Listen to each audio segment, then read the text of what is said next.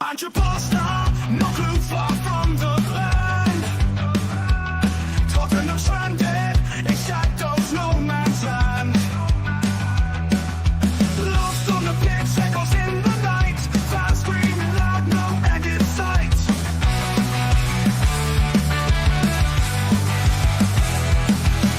Shift the blame like drifting sand. Promises empty, no steady hand. Wandering clueless in the football mist. Wishing for a twist, but nightmares persist. Shift the blame like drifting sand. Promises empty, no steady hand. Wandering clueless in the football mist. Wishing for a twist, but nightmares persist. Where's the Leo we waited in vain? Pains us deeply every season the same. No direction, stumbling blind. Tottenham's lost its mind.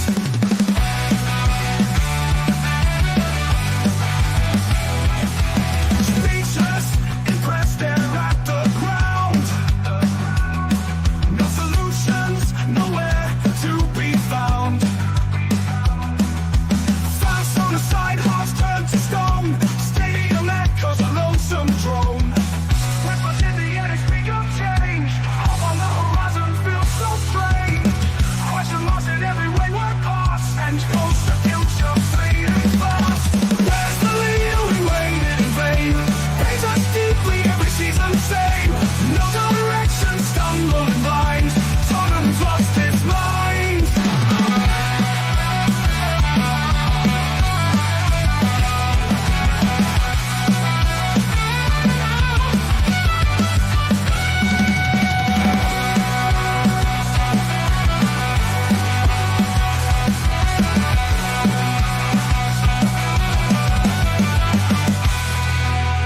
Where's the leader we waited in vain?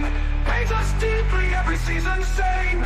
No direction, stumbling blind. Tottenham's lost its mind.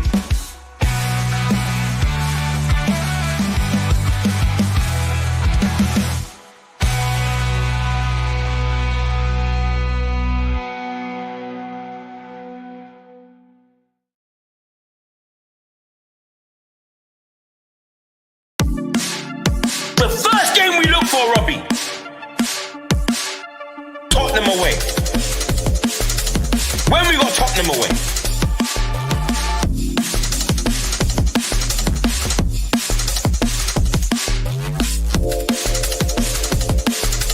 Tottenham away. When we got Tottenham away.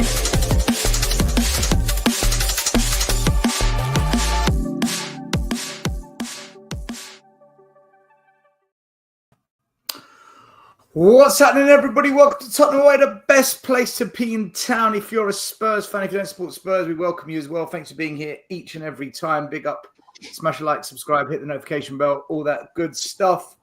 Oh, my Lord, man. Yeah, I feel like a broken record. I feel like I'm going to repeat everything I've been saying for the last, God knows how many months, last 18 months. And, you know, I think deep down a lot of us felt we might lose today and Liverpool are just better than us. But it's the way we lost, and it's so much to unpick that I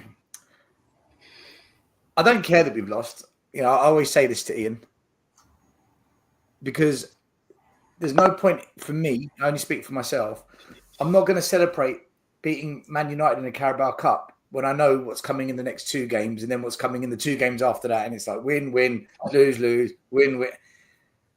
That today was, for me, shocking. Really shocking. Arne Slot has been in the job for 5 months. He's only signed one player.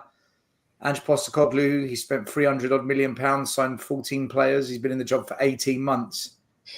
Tactically, Liverpool look levels above us. Forget the calibre of their players. Tactically, they are levels above Spurs. And that, for me, is down to the manager. Levy out, Enoch out, Lange out. But, sorry, guys, some of you won't like this. I'm Ange out. I don't want him at the club. And we'll get into it all, but I just had to get it off my chest before we begin because I'm just getting really frustrated with a lot of fans. Look at the progress. 17 games in the league, 8 losses, 50% loss rate. And just so you can understand, and Dan, big up Dan, because he just shared this with me. Our lowest league position of any manager in the last 15 years is under Ange. But we're not allowed to point the finger at this manager. It's bonkers, man. It's absolutely bonkers. But anyway, we'll get into it, guys. Put your comments up during the show. We'll go for as many as we can. We've got 450 in the building already. Thank you so much. Any super chats that come in, we'll answer your questions. Smash a like for myself and for the Hotspur Hood and whoever else comes on the show as we go on tonight. Dan, Ian Dietrichs, how you doing? It's Christmas, baby. It's Christmas. Same Spurs, different day.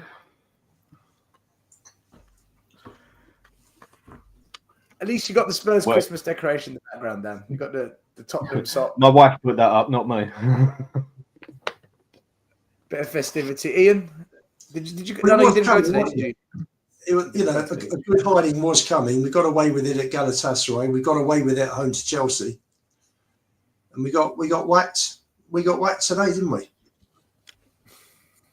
Just a bit. And to be fair, yeah, we got a couple of goals, but Liverpool took their foot off the gas. But Liverpool could have scored another 2 or 3 easily if they wanted. That could have been 7, 8, 9. I mean, it was that bad. I think it's the way Liverpool completely dominated, as in we didn't even look like we were going to get a foot in that game.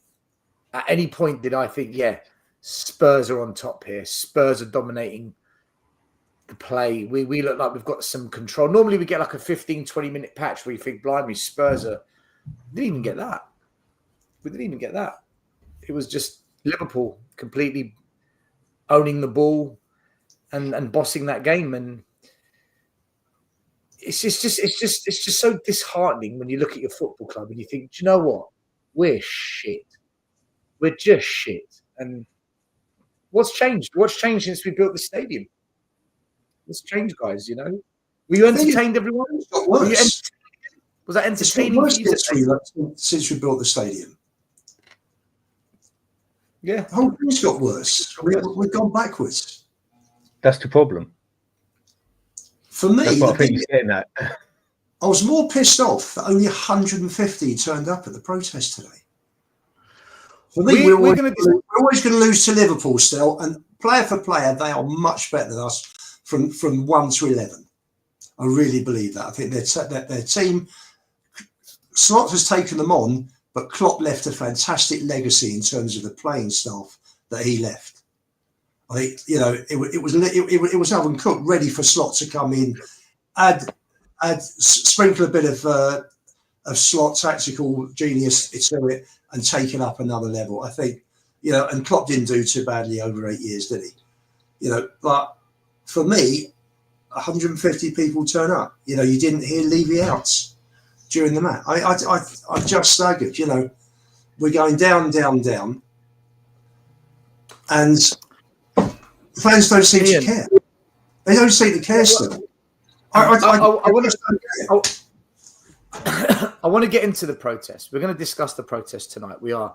I don't want to start on it though, because there's a bit I want to talk about these protests, because I didn't go today, and I didn't go for a reason, and I think I've seen enough to know that I was right in what I was thinking. But we will discuss the protest. We will discuss it. Let's talk about the game. Let's get into. You don't ask for my opinions, nothing.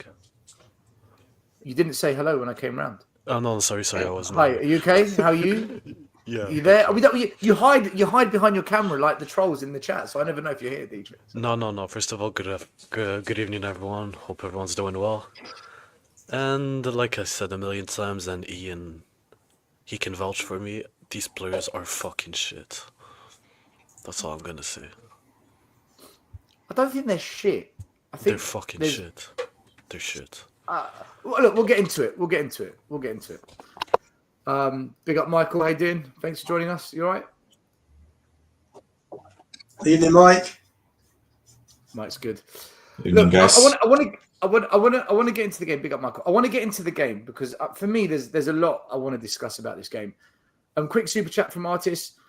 It won't happen, but would you take Simeone? I would. He's talking about changing manager. And a user, someone needs to teach Ange how to play chess. Even Generals in armies adapt and change dependent on opposition, even when fielding a weaker side. 300 question mark Sparta he's talking about. Listen, I agree. And that's what I want to talk about. That's what I want to talk about, because I think we might have a difference of opinion here. But this was the starting 11. Exactly the same team that started against Man United in the Carabao Cup and won. Bergvall, Lancashire, Werner and Johnson, Dorrington, Udogie, Reggie, Austin on the bench. Now, for me, at 2-1, we didn't deserve to be in the game, but we're in the game. And Liverpool have dominated. Liverpool with a far better team. I want to talk about the tactics. I want to talk about whether it's the players or Ange or injuries or Levy or whatever. But there was this comment I saw on the channel where I don't know who put this up, but this summed it up for me. We're 2-1 down on the stroke of half time and we give them a 4-against-2 situation. It's utterly ridiculous. And that's what made it 3-1. And you're thinking, what are we doing here? And the half-time stats, 3-1. They had 5 shots on target. We had 2. XG, they had almost 2. We didn't even have half. 26 touches in our box to this, and we had 7. And they only had 2% more percentage. This is the domination chart. Liverpool dominated that half, except for the last 4 minutes. 40 minutes of domination. By the end of the game, it wasn't even football anymore. 6-3. 9 goals. I think we've now had 28 goals in the last 4 games between us and the opposition. At home, in the last 3 games, we've scored 10. The opposition have scored 13, right? and the stats for this game, we ended up with more possession. I don't know how, but they had 24 shots to our 9. 12 on target they had. We had 5. They had 6 clear-cut chances. We had 2. And you just look at it and you think, what the fuck is going on? How is Ange Postecoglou not culpable to some degree? Big up, Maz. And this leaves us, people, 11th in the league with 8 losses. Only Brentford and the relegation position teams have had this many losses. 50% loss rate. We are now 8 points off of Champions League. When people are saying, oh, but we're only 5 points. Now it's 8. We're going to Forest away. You would have to be a lunatic to think we're going to win that one. If you're a betting man, you're not putting money on us going to Forest away and winning. We could be 11 points off of Champions League and possibly in 13th or 14th place on Boxing Day.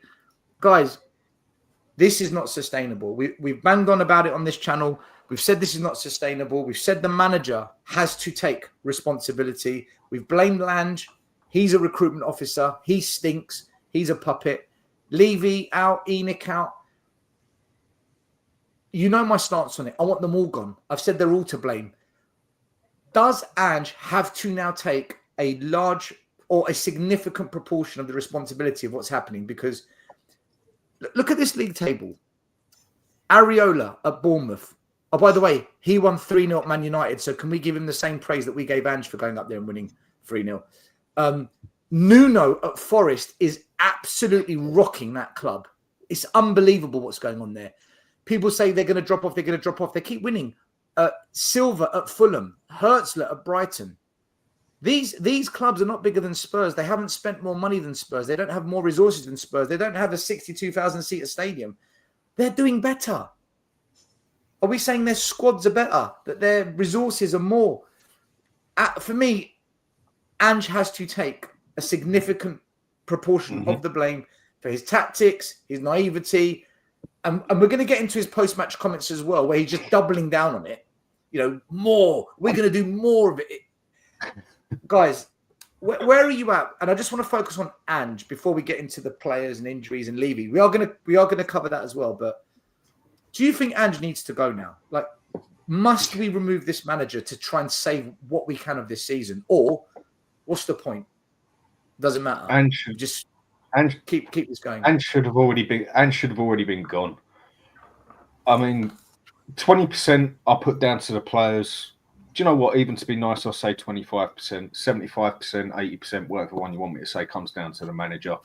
It's the manager who just keeps chatting shit. It's the manager who won't change his tactics. It's the manager who refused to change his tactics. It's the manager who keeps picking the same players week in, week out. Now, at the moment, smaller team injuries, I understand this a bit different. But even when we had players who could take places and the player was playing crap, he'd still just keep putting them in there week in, week out. The players, majority of the time, you can see they are doing what they are told to do and then making a mountain out of a molehill with it as well. He's the one who can blatantly see that this system does not work with the majority of these players.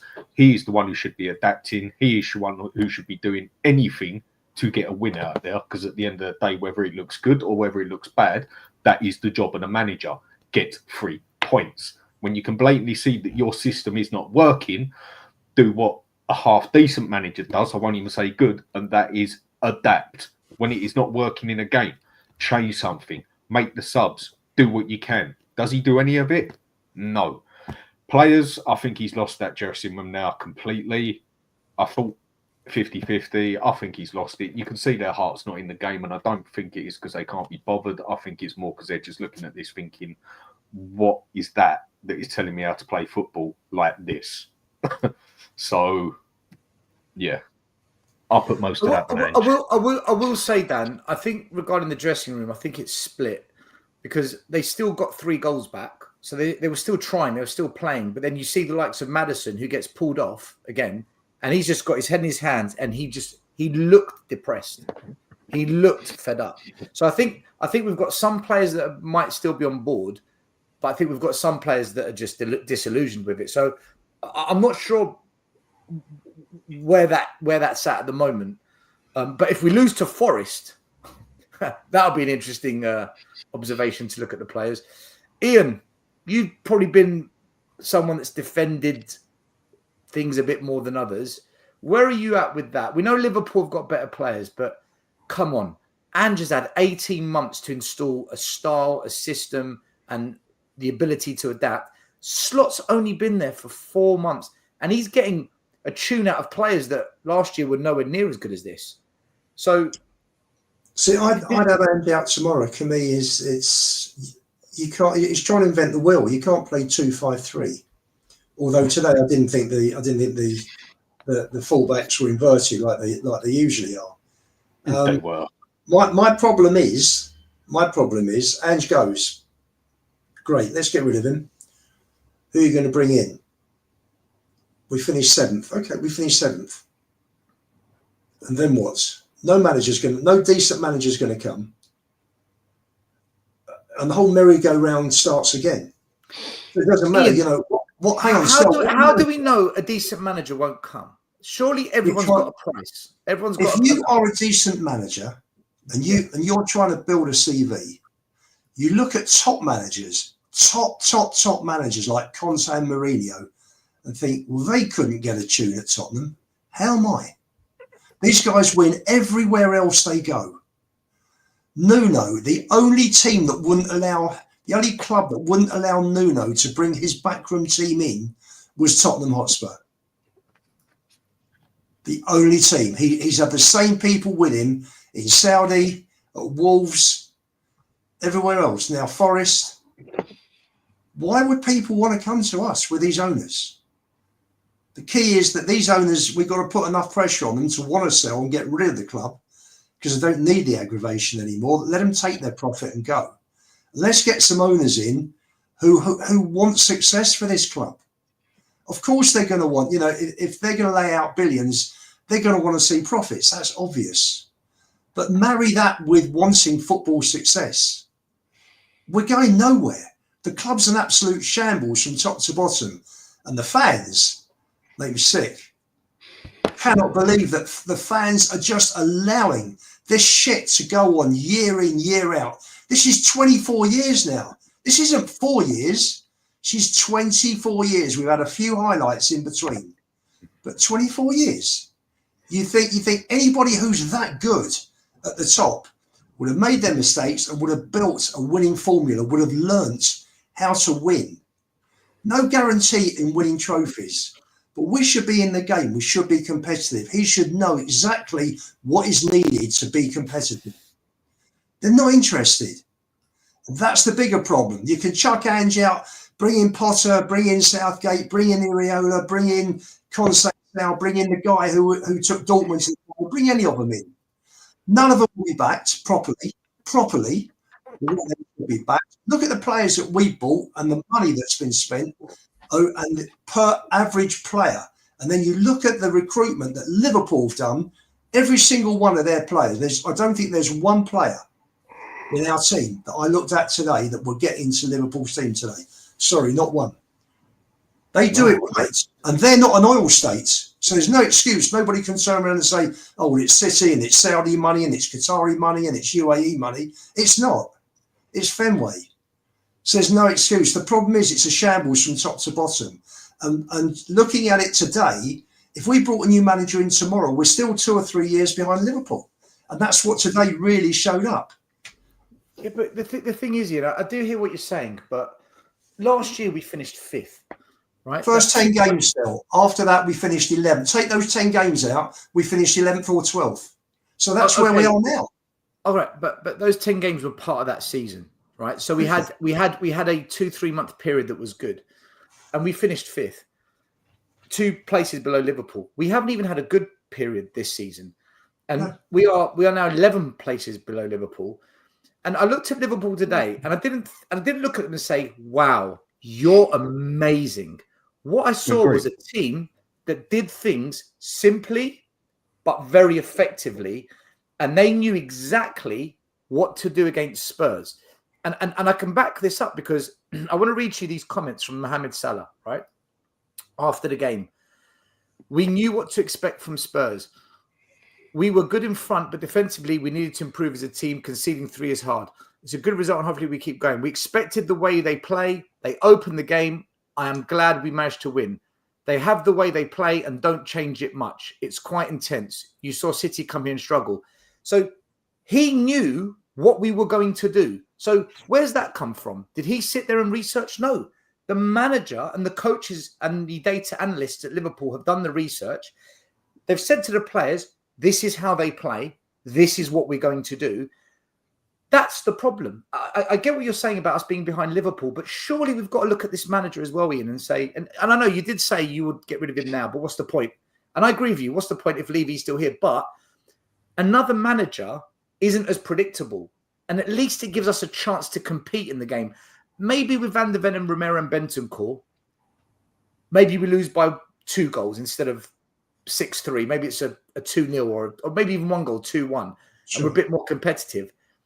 But they knew what we were going to, how we were going to play. Aren't you worried by that? Of course. Listen, every manager knows how we play. Gary O'Neill told everybody on Sky Sports last year. He did. Yeah, he did. So it goes on and on.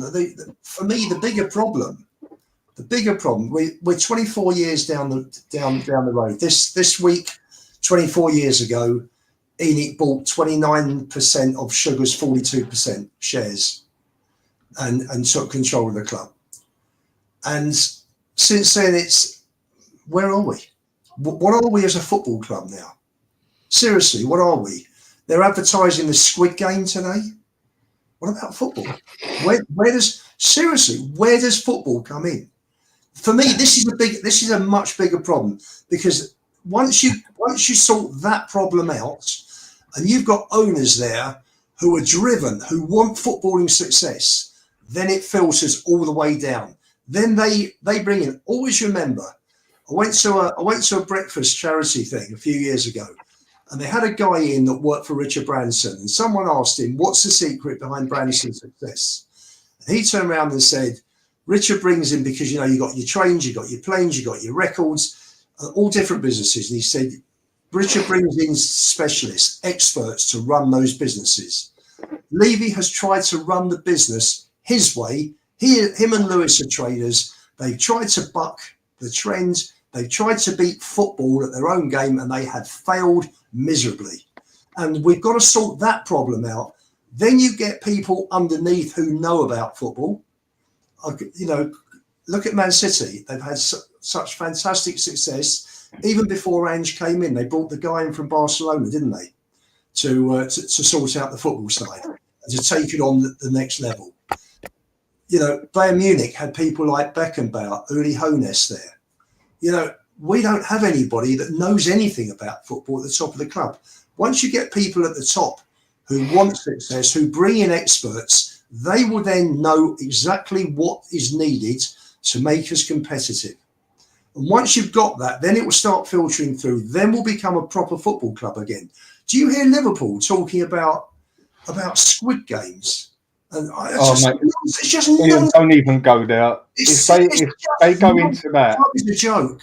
The club is a joke. For me, that is. I always thought we were. I said, I think on your show Thursday, still we lose 3 or 4-1. I wasn't surprised. We play a wide open game. Liverpool got a superb front three, and they were always going to cut through us at will. We've got look at the back four. We have 3 out of 4 missing today.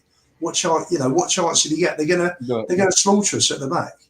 So it wasn't a surprise, but for me, the bigger problem, this is the much bigger problem.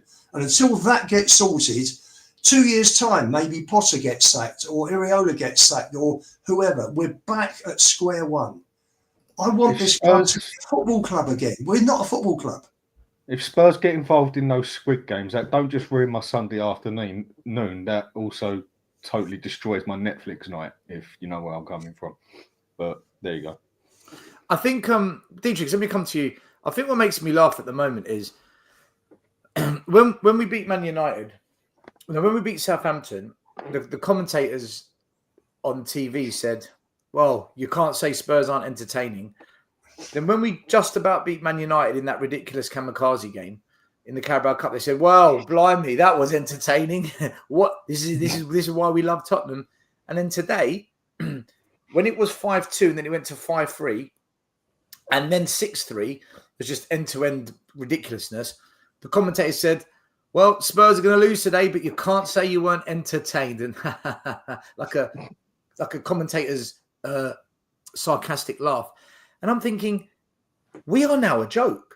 Everyone is using this entertaining thing associated with Spurs. And it's either done in a well done Tottenham, you won, or when you lose, it's you're entertained though. That's what you lot wanted. I feel, Dietrich, would you make this whole entertaining slogan that's now been attached to us? Because I think rival fans, TV commentators, and pundits, I think we're now being bantered with this entertainment stick. Dietrich? Hello? Yeah, I was on mute. Yeah, sorry, go on. Oh. No, I'm just sick and tired of those buzzwords with Spurs, especially the entertaining. Well, it started with Arsenal trust the process, and us now it's entertaining football. But Ian, just to add the point on Squid Game, anything that's Korean related, we're gonna promote as Spurs. So Squid Game is from Korea, so let's boost our Korean fans once again. I fucking hate Levy, but I don't understand Look at it like people. Yeah. So another fun fact you guys learn every day. Yeah, didn't look at that, mate. But I just don't understand what's so entertaining about Dietrich, Spurs. are you washing the dishes? No, it's my mom. It's your mum. Does she want to come Yeah, on it's as my well? mom's. What's her views on Spurs? No, I'm so sorry because my setup is in the kitchen. Like the Yes.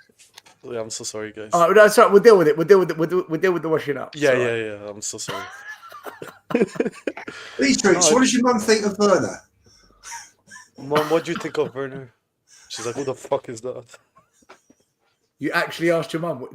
This is Yeah, I ridiculous. swear. The show's gone. We've gone. Normally we go about 2 hours. We've gone early this week. We've gone. Yeah. No, I'm just asking what's so entertaining about watching Spurs? It's the same shit every time. Usually entertainment is like you don't expect it, but now it's always we're gonna play open football, we're gonna give you so much space, and you're always gonna counter us and score goals the same way. It's so So what's so predictable. It's like doing entertaining? the washing up. Yeah. Well, I just want to talk more about the players because speaking about Angie gives me anxiety, so I'm just sick We'll and come on. tired of We'll come on thinking to about players this in a guy. minute. Because Yeah. I did want to talk about Ange. I've got a couple of super chats here from a user who says still playing from the back with Forster is mental. And he also says, if Southgate comes, I'll take a break from football. I think we've taken a break already, a user. William Leon says, is Ange the worst coach you've seen at Spurs? Do you know what? I'll ask the panel this question in a minute. This is a question we will answer. EdX, thank you to all the members of the panel. Your honesty and consistency is appreciated. Enoch and Levy out. 100%, bro. We say it as it is. And yes, Enoch out, Levy out. Michael, is Ange the worst coach you've seen at Spurs? I haven't seen many of them, though. So, my comparisons are Pochettino, Mourinho, Conte, Nuno, and Mason, I guess.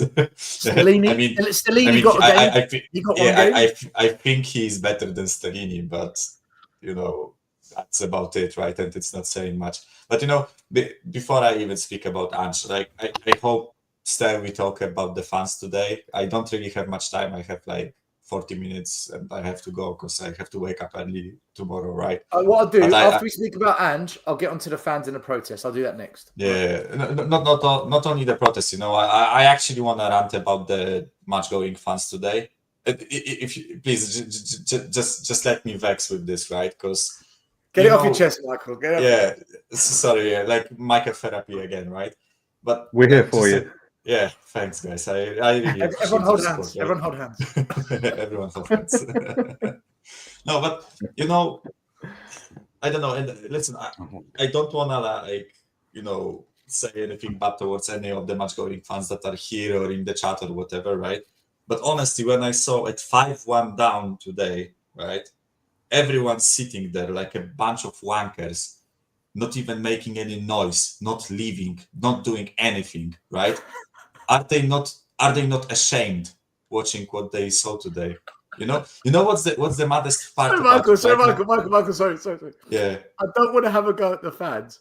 What I meant, I don't want to sound personal towards, because Ian, you probably were at the game, right? But it's personal. Yes, so I'm not calling Ian a wanker, right? Because I know what his feelings are. Michael, say what you want. We don't explain it. Just make it. No, but I know what his feelings are about the club, about the manager, right? I know, Ian, that you have a standard, right? People watching get your point. Right? People watching get your point. I'm watching 60,000 fans today, right? Not counting the Liverpool lads, right? That came. But I'm watching 60,000 people today sitting in that stadium, watching us get absolutely splattered all over the pitch, right? It wasn't even a football game. They were you know what the maddest part for me is? That after we scored 2 goals, they literally went okay, we are serious now. We are back to being serious. 2 minutes and they scored the sixth goal, right? It was pathetic today. I honestly felt embarrassed today watching. And then which time is it that I'm saying this exact phrase this season? That I felt embarrassed watching today, right?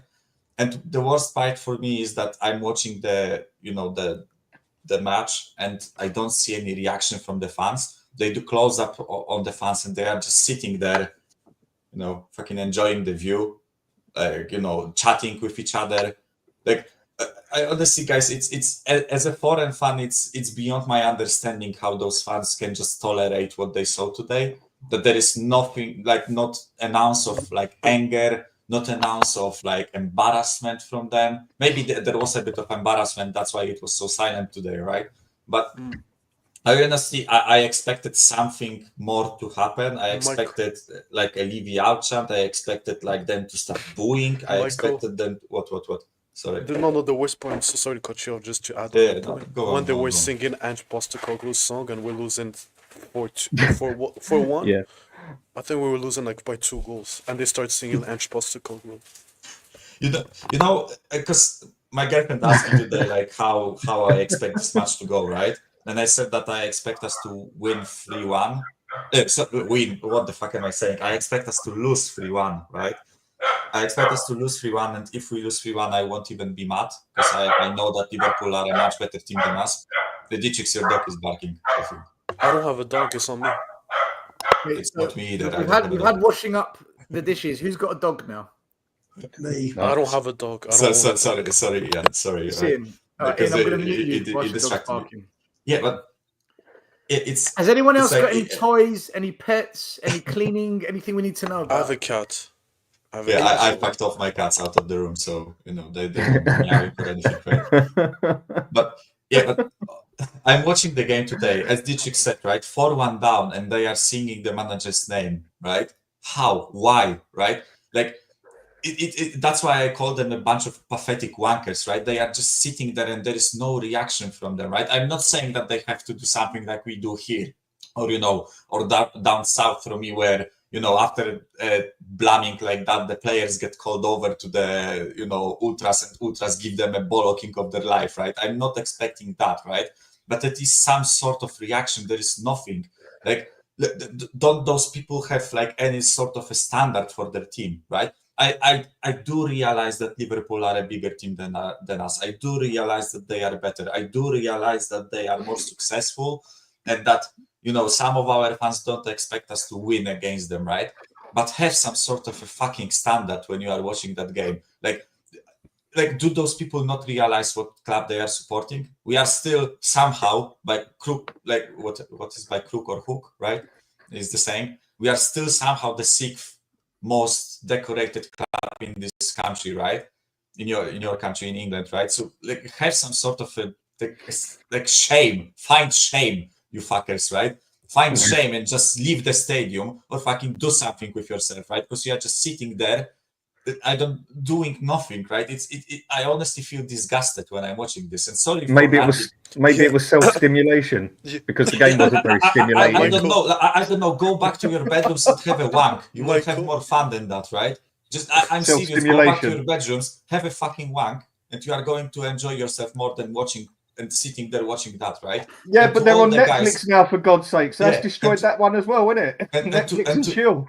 And to all the guys that were saying, oh, like, I know Ian said it, right? So again, I'm not pointing it at Ian, right? Sorry, but Ian said that they were fighting for the manager because they scored 2 goals. Yes, because Liverpool started walking over the pitch. They were just not giving a fuck about this game anymore. They were preserving energy to fight against whoever they play against on Thursday, right? This game wasn't serious. I honestly, I promised myself I won't get pissed if we lose, but to concede 6 goals at home, 6 goals at home, is the second time it happened ever for us in the Premier League.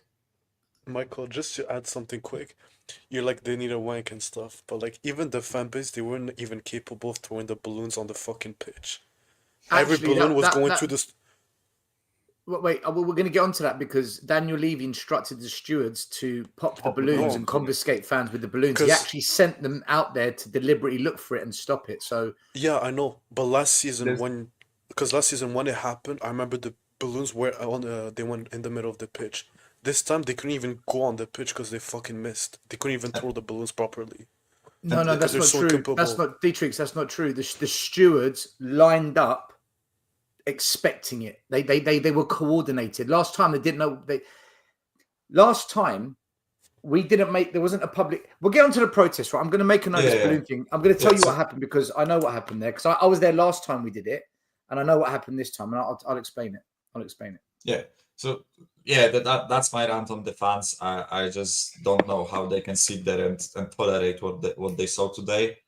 And on the manager, because your original question was about the manager quickly, right? I am like beyond understanding what I saw today from him, right? I am beyond, not beyond. I just don't understand how you can play against a team like Liverpool and not change your approach in the slightest.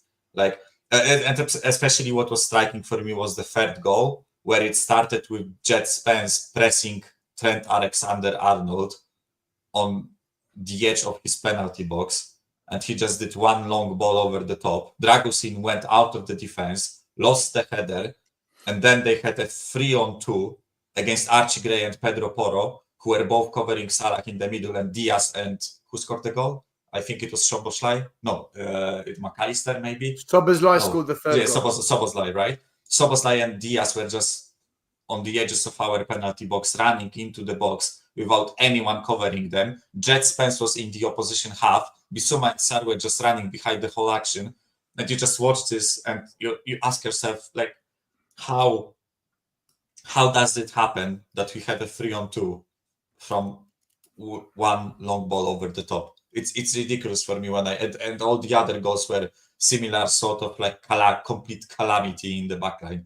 I was just, as I said, I was just embarrassed today.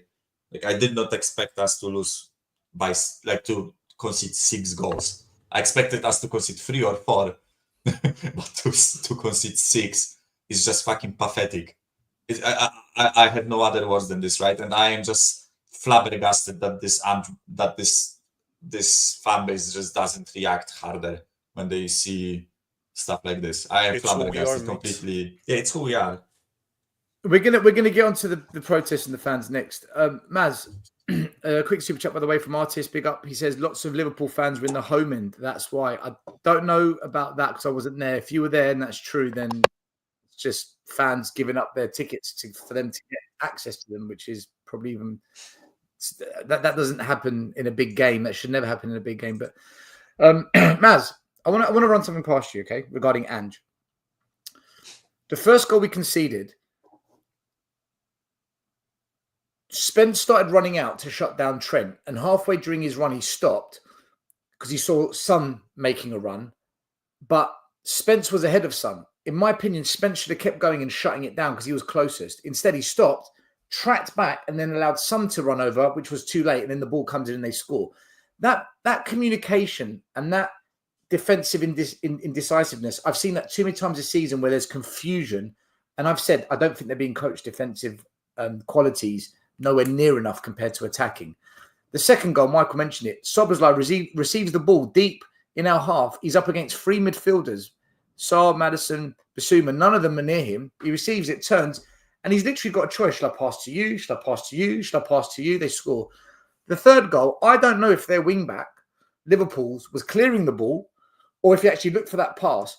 I've said Dragusin many times can't play in the high line, but this manager insists on it because I saw against Romania in the Euro, for Romania in the Euros, Dragusin can't play high line. He plays the high line, it goes wrong, and they've got a 4-on-2. The fourth goal, Kulu loses the ball on the edge of our box, and then one ball forward, and they've got an overload, and they completely wipe out our team. And I'm thinking, how does one pass keep wiping out Spurs? I thought we don't get caught out with this anymore. For me, it's 100% tactics. And my question is this. When fans like Mark Cheeseman say it isn't down to tactics, if Vicario, Romero, Van de Ven and Dogi were playing, all of Liverpool's goals are preventable, they don't go in, then how does... why do fans like this say things like this when we can clearly see this high line and the position of our players, that ball is going to catch us out. Yeah, they've got a 4-on-2. Right. This was the goal I was talking about. This go to the previous frame, right? Yeah, Michael, I get it. This was a long ball. This was a long ball from Trent when Spence fucking tried to press on him. Spence is not even in the picture. He's near the penalty box. And we have a 3-on-4 in this situation. How? Well, what this tells us is that the wing backs were inverted for this one, and what it tells us is if you look at the 2 centre backs in the picture here, if you replace them with Romero and Van de Ven, like Mark Cheeseman just said, Dietrich, let me just finish. The 2 players that are in the centre back position for Spurs, if that was Romero and Van de Ven, that doesn't stop the 4-on-2 situation. It doesn't stop the tactical overload. So I just want to get from Maz, and then I know everyone else is going to want to speak on this. Maz, when you see this and you hear fans saying, but injuries, but Van de Ven and Romero, at what point do we say, stop blaming injuries? There is a tactical issue here. Where are you at with this, Ange? Because I'm getting bored of the injuries as an excuse when I'm seeing things like that. Can you bring up his comment again, please?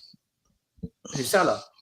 No, Mark Cheeseman's comment. Let me just get it. Mark Cheeseman, here you go. Right. If it's not the tactics and it's purely on players, then why are we losing games if we've got one of the best squads that we've had in a long time? I would also say, if it's not tactics and it's the players, Why were we winning against teams with the same team as we have now? And when we had full strength teams, we were losing against lesser teams. And if it's not tactics, then why are we losing 50% of our games? He won't be able to answer those three questions because it is tactics that's causing that. It's all tactical. Now, that's not to say that individual players can't make mistakes. I mean, I guess when you lose a game, there's always a mistake somewhere in the passage of play, unless the other team just scores goals from 30 or 40 yards out all the time. And even then, you could say, why weren't those players closed down in that respect? So tactically, we know there's a problem because, one, we're always being overloaded. And that typically happens when our midfielders or forwards lose the ball and the other team quickly transitions into a counter attack and one long ball down the channels and they're through. And that's what happens with every other team that we've played against. That always happens against us. So it's absolutely tactics. And the fact that Ange doesn't know how to change it, and I'm convinced that he doesn't know how to change it, and I don't think that his coaching team knows how to change it because, Agreed. you know, we're repeating the same mistakes over and over again, and if we're repeating the same mistakes over and over again, then that again points to the tactics, right? Because either we're saying that the players are too stupid to improve, or they're not capable of improving. Maz, can I read you Angie's comments? Yeah. There's two comments that I picked out. There was a text exchange with BBC afterwards where he threatened to cease answering any more questions when he was asked about his team's defensive struggles. And he insisted that critics are just overlooking the obvious factors. And Ange said, if you want to discount the fact we're missing a goalkeeper, 2 centre-backs and left-back, and that hasn't coincided with what we're doing, I don't know what to say anymore.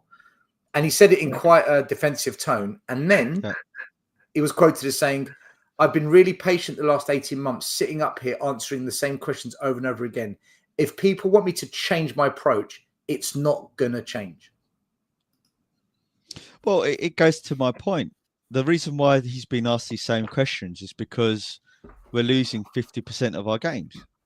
And we shouldn't be losing that many games for 90% in the same way. Yeah, and in the same fashion and repeating the same mistakes over and over again. So they have every right to ask him the same question over and over again. If he wants them to stop asking that question, then he needs to change something, right? Or the team needs to keep winning. I mean, I didn't see him complaining when we beat Man City with the team that he had, or the other top teams when they had injuries. So again, it's they're turning a blind eye to logic, right? And he's doing exactly the same things as our fans do to defend himself. It's how convenient for him that he has injuries, and you know we lose, and he blames it on the injuries. Well, you built the squad. It's your squad. For the record, guys, we lost to Brighton, we lost to Palace, and we lost to there's one other. Brighton, Palace, and there's one other. I can't remember. Well, there's 8 teams we've lost to this season. Ipswich. Yeah, no, wait. Ipswich. I'm listing the teams we lost to where we had a fully strength squad. Arsenal, right? Newcastle. Yeah, but I'm talking about the Ipswich. teams we shouldn't really be losing to. Right? Ipswich. Ipswich as well. Right? We should be losing to Palace, Ipswich, Brighton when we had a 2-0 lead. Right? Those games we had a fully strength squad and we lost. Teams that we beat with lots of injuries, we beat Southampton 5-0 when Liverpool could only beat them by 1 goal. Battered Man City 4-0 at their ground, and we beat Man United in the Carabao Cup and gifted them some goals. So we've won some big games with injuries, but we've also lost games we should never lose with a fully strength squad. So This injury argument doesn't really wash. And when he blatantly stands there with what you just put and says, "Oh, so you want to blame it on that we've got an injury with a left back, 2 centre backs, and a goalkeeper?" Well, if you can see that we've got an injury with a goalkeeper, 2 centre backs, and a left back, and it's going to be a problem, adapt, change your tactics a bit, mate. It's there. You just said it. To me, It's immaterial. Blaming. He's clueless.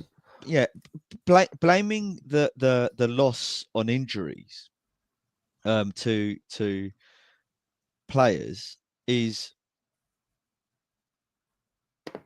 antithetical to what he's saying he's doing, right? Because he's being given, the messaging he's been given is, I'm building a way to play, building a squad, right?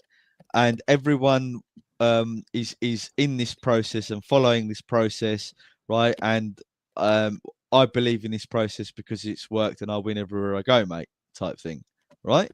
And he spent 350 million. And when you look at all of his signings, whose fault is it that all of the signings are bad and they're not in your team, or you're not playing them, a lot or of you're loaning fans are them now out? blaming Levy for the signings. But he said that he's signings and he wanted them. I know.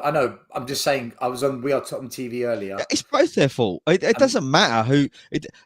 Again, it's more fans are now saying, Yeah. we don't know if it's Ange or Levy in charge of signings. We don't know. But a lot more fans were saying, I think in the summer, no, Ange has got this. Ange is Ange is the decider. Some of them have now moved their opinion on that. But what difference does it make? But what I'm getting to, what I'm getting to with all of this discussion, right? And I know we're jumping around on lots of different points, but what I'm getting to with all this discussion is when you follow it through logically as to why we are losing, right? And you look at the different assets, you look at the tactics, you look at the team selection, you look at the injury list, you look at the players he's brought in, the players that have gone out. He is the man in charge that puts the team together and selects his squad. And he's the one who's made the bad decisions, right? And if he's blaming it on the injuries, then I would say, but you put together a bad squad then, haven't you? And if he says, no, I haven't put together a bad squad, then I would say, then why are we losing? Maz, and that's where he would get stuck.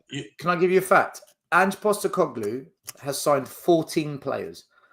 So that's a squad, a starting 11 plus 3 subs. Of those 14, do you know how many are injured, guys?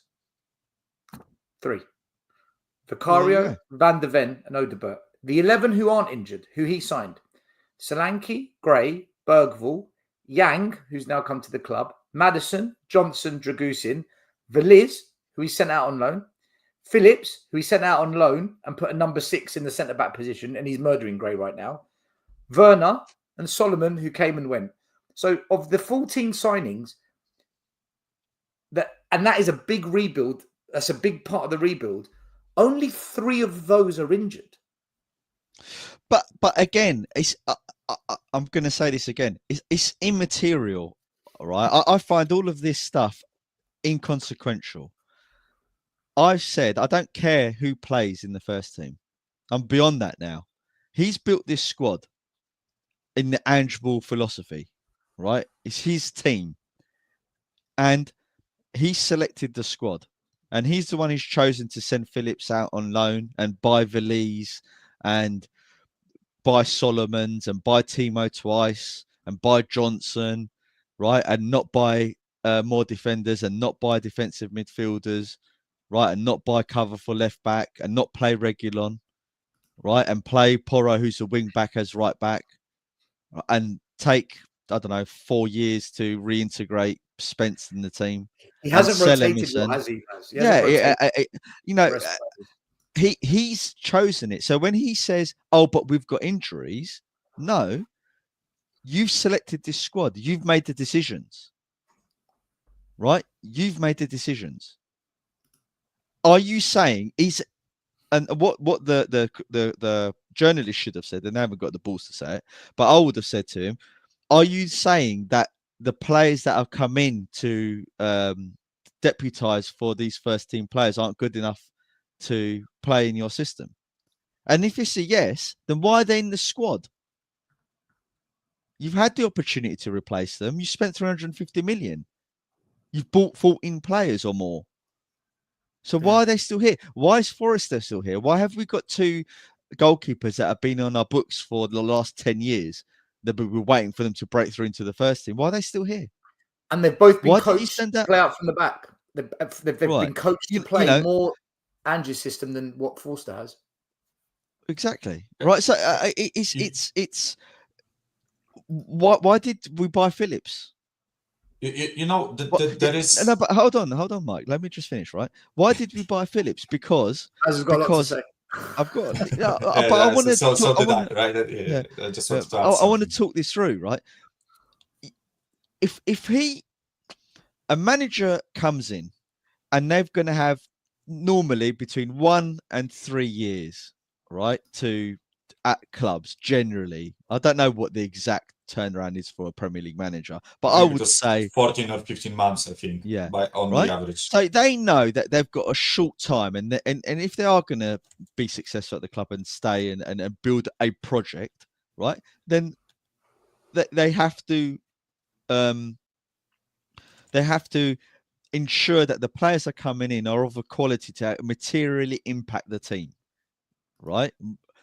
And when they have these injuries, because every club gets injuries, that the players that they bring in can step up and come in and do their job, right? So why did he buy Phillips? Now, if Levy's bought Phillips for the future, right, then why is Ange happy with that? Because he's going to be gone next year, let's say, right? On average. So why are you buying in players that you know that won't be able to materially affect your team? Same with Valise. Why have we bought a striker, right? That in 2-3 years' time, if he comes good, you're not even going to be here. And why accept him? Why impact your budget in P&L? It doesn't make sense. Another thing that doesn't make sense is what we said 2 years ago. Sorry, Mark, I will wrap up in a second. Yeah, right? actually, I want to add on your point. Quick, just one, Yeah. literally one sentence, right? It's for me the only logical explanation is almost he acts almost as if he got a guarantee from the club that he's not going to get sacked.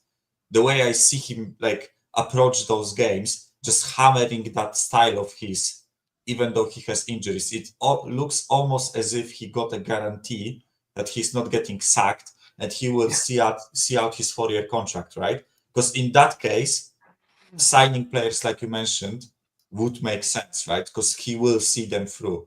Yeah, but you don't. right? But a manager But doesn't. It doesn't work like that. Yeah. I would argue, right, that a manager that says that he's a winner and he wins trophies doesn't build teams for the next manager after him, right? They're losers if you do that. Right, losers in the sense of if you claim that you're this trophy winning manager and you win leagues and stuff like that, and then you're building this project that you've never done before in your life for another manager that's going to supersede you, then what the hell is he doing? That's even worse. So I want to get everyone's to wrap opinion up, on the to wrap tactics. up still, sorry, I will wrap up, I promise, right? None of these points wash. None of them wash. Right? This isn't rocket science stuff. And if a good manager that's worth their salt, right, would have made better decisions than him and put up more of a fight with the ball to get the players that he wanted to change the fortunes and fix the problems. And he hasn't done that. And that's the problem. That's it. I want to get everyone's take on this regarding fans who say it's not the tactics, it's the injuries. But then you look at the photographic evidence of how we're so wide open, we're so tactically easy to exploit. The comments from Salah saying we knew how they were going to play.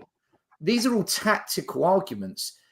where are you guys at with the injuries versus tactics argument? Because this is another dividing point with the fans. We're split on Levy, we're split on Ange, now we're split on injuries versus tactics. It's irrelevant because you're still telling players to play out of sync as such, not the way that they know best how to play. So what does it matter whether we got a striker as a wing back or a full back or a wing back who's used to running up the pitch, not having to invert as a number 10 as a way? It's all irrelevant to me. It doesn't really matter who he's going to put on there because 9 out of 10 of them are going to be out of position anyway. So you're still going to get the same problems. And where the tactics are just that poor in the way he plays, to the point like you showed earlier, again, with the inverted wing back stuff, we get caught at 2 at the back many a time. We're still going to be playing his tactics. So it really doesn't matter what players you put there. It's just one game you might lose 6-3, one game you might lose 5-2. It's his tactics. They're totally screwed. The Premiership is too good to play these tactics over 38 games. Against a game like Southampton, these tactics can work. Why? Because that Southampton team had to be the worst team since Derby. And then you go and play a half-decent team or a very good team, and it shows these tactics don't work. I personally think I don't want to completely dismiss the fact that we have some injuries, because yes, it does affect the performance of the team if your better players are not there, right? But it's not a reason why we are losing those games, right? So for me today, even if we had a fully fit squad with those tactics, the way we approach the game, we still lose the game. Maybe not 6-3, but 4-2, right? I guess it looks better, right? We lose by a lesser margin or whatever. I don't want to, as I said, I don't want to dismiss it completely, right? Because having more players allows you to rotate, at least do something like rotation, right? We cannot make 5 subs today without bringing in under 21 kids, right? When you look at our bench, I think we had Udogi, but I don't know. I don't think he was capable of playing because he didn't come on, right? But we literally cannot make changes. So I guess it affects the team, but it's not a reason why we lost, right? And it's also not the reason why, as you correctly pointed out, sir, right? We also had those same injuries playing against City and playing against Southampton, right? Playing against United in the cup. So it's not as if those, as I said, they are not the reason, but I guess they affect the team, right? Because just to give an example of today, even, right? Of course, Liverpool had an easier opponent in the cup, but in the cup they played Southampton. They rotated a lot, right? They put out a rotated side. They won the game. And then we played against United, which was a tougher opponent, and we couldn't rotate. I think it was the same 11 we fielded against United, if I'm not mistaken, right? So, yes, I guess those players are more tired, right? It affects your performance. But even if they weren't tired, we would still lose this game today, right? So it's not the reason. I guess maybe it just softens the blow if we don't have those injuries, right? That's how I look at it.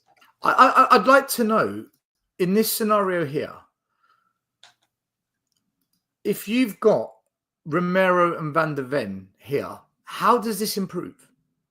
That's why I said it's never a reason, right? There were goals today that we considered that no matter who you had in that back line, we still concede the goal, right?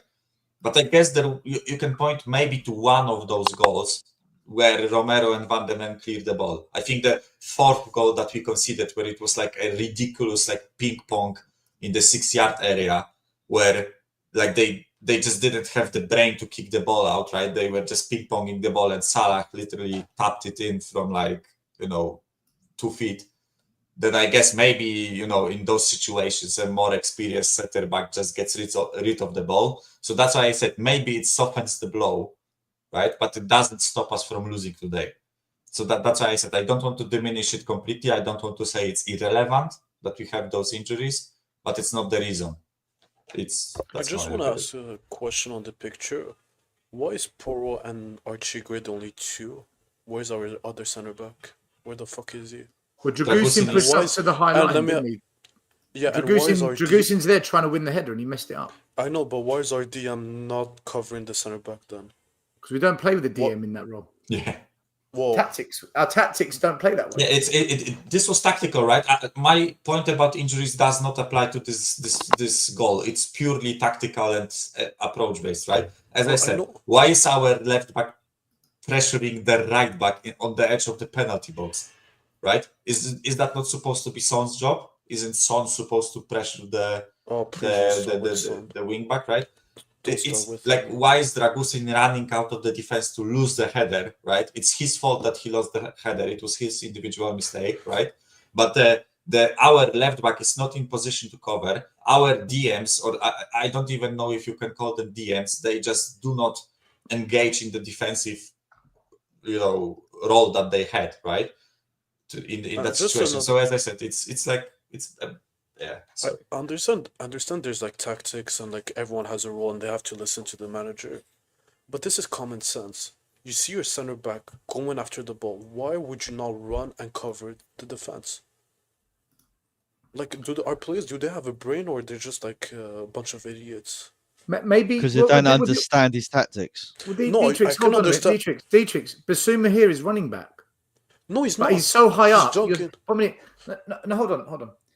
He's so high up. You're asking him to cover an incredible amount of ground where the play is so far behind him. If he was deeper, then I see an argument. But No, our stop. number Go 6 back. normally is pushed up a fair bit. Go back to the other picture, not this one, the other one. Yeah, here. You see Dragusin is going for the ball. Why are you Yeah. not taking his place? Why would you take Dragusin's place?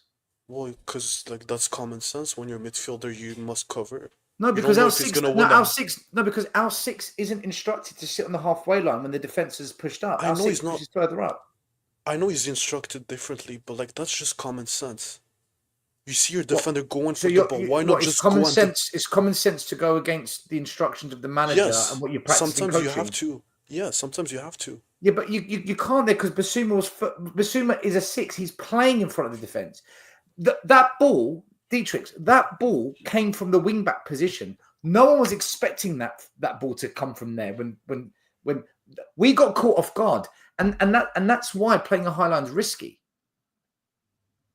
No one expected that ball to go from where it was. It's not like, our players were there was a passage of play and they misread it. It was just one ball, bang, and everyone's like, "Whoa!" And that's why Basuma got caught out. Yeah. I hear what you're saying, but I don't- Basuma's not intelligent enough to play that role. Yeah, He guys, just I have to isn't. go. I have to go. So please, Michael, have a nice show, and please talk See you later, about mate. this pussy ass fan base that doesn't have the balls to do anything about the game they saw today. we will. We're going to talk about the protest. We Just are. rip into them because I am fucking sick of seeing what I saw today.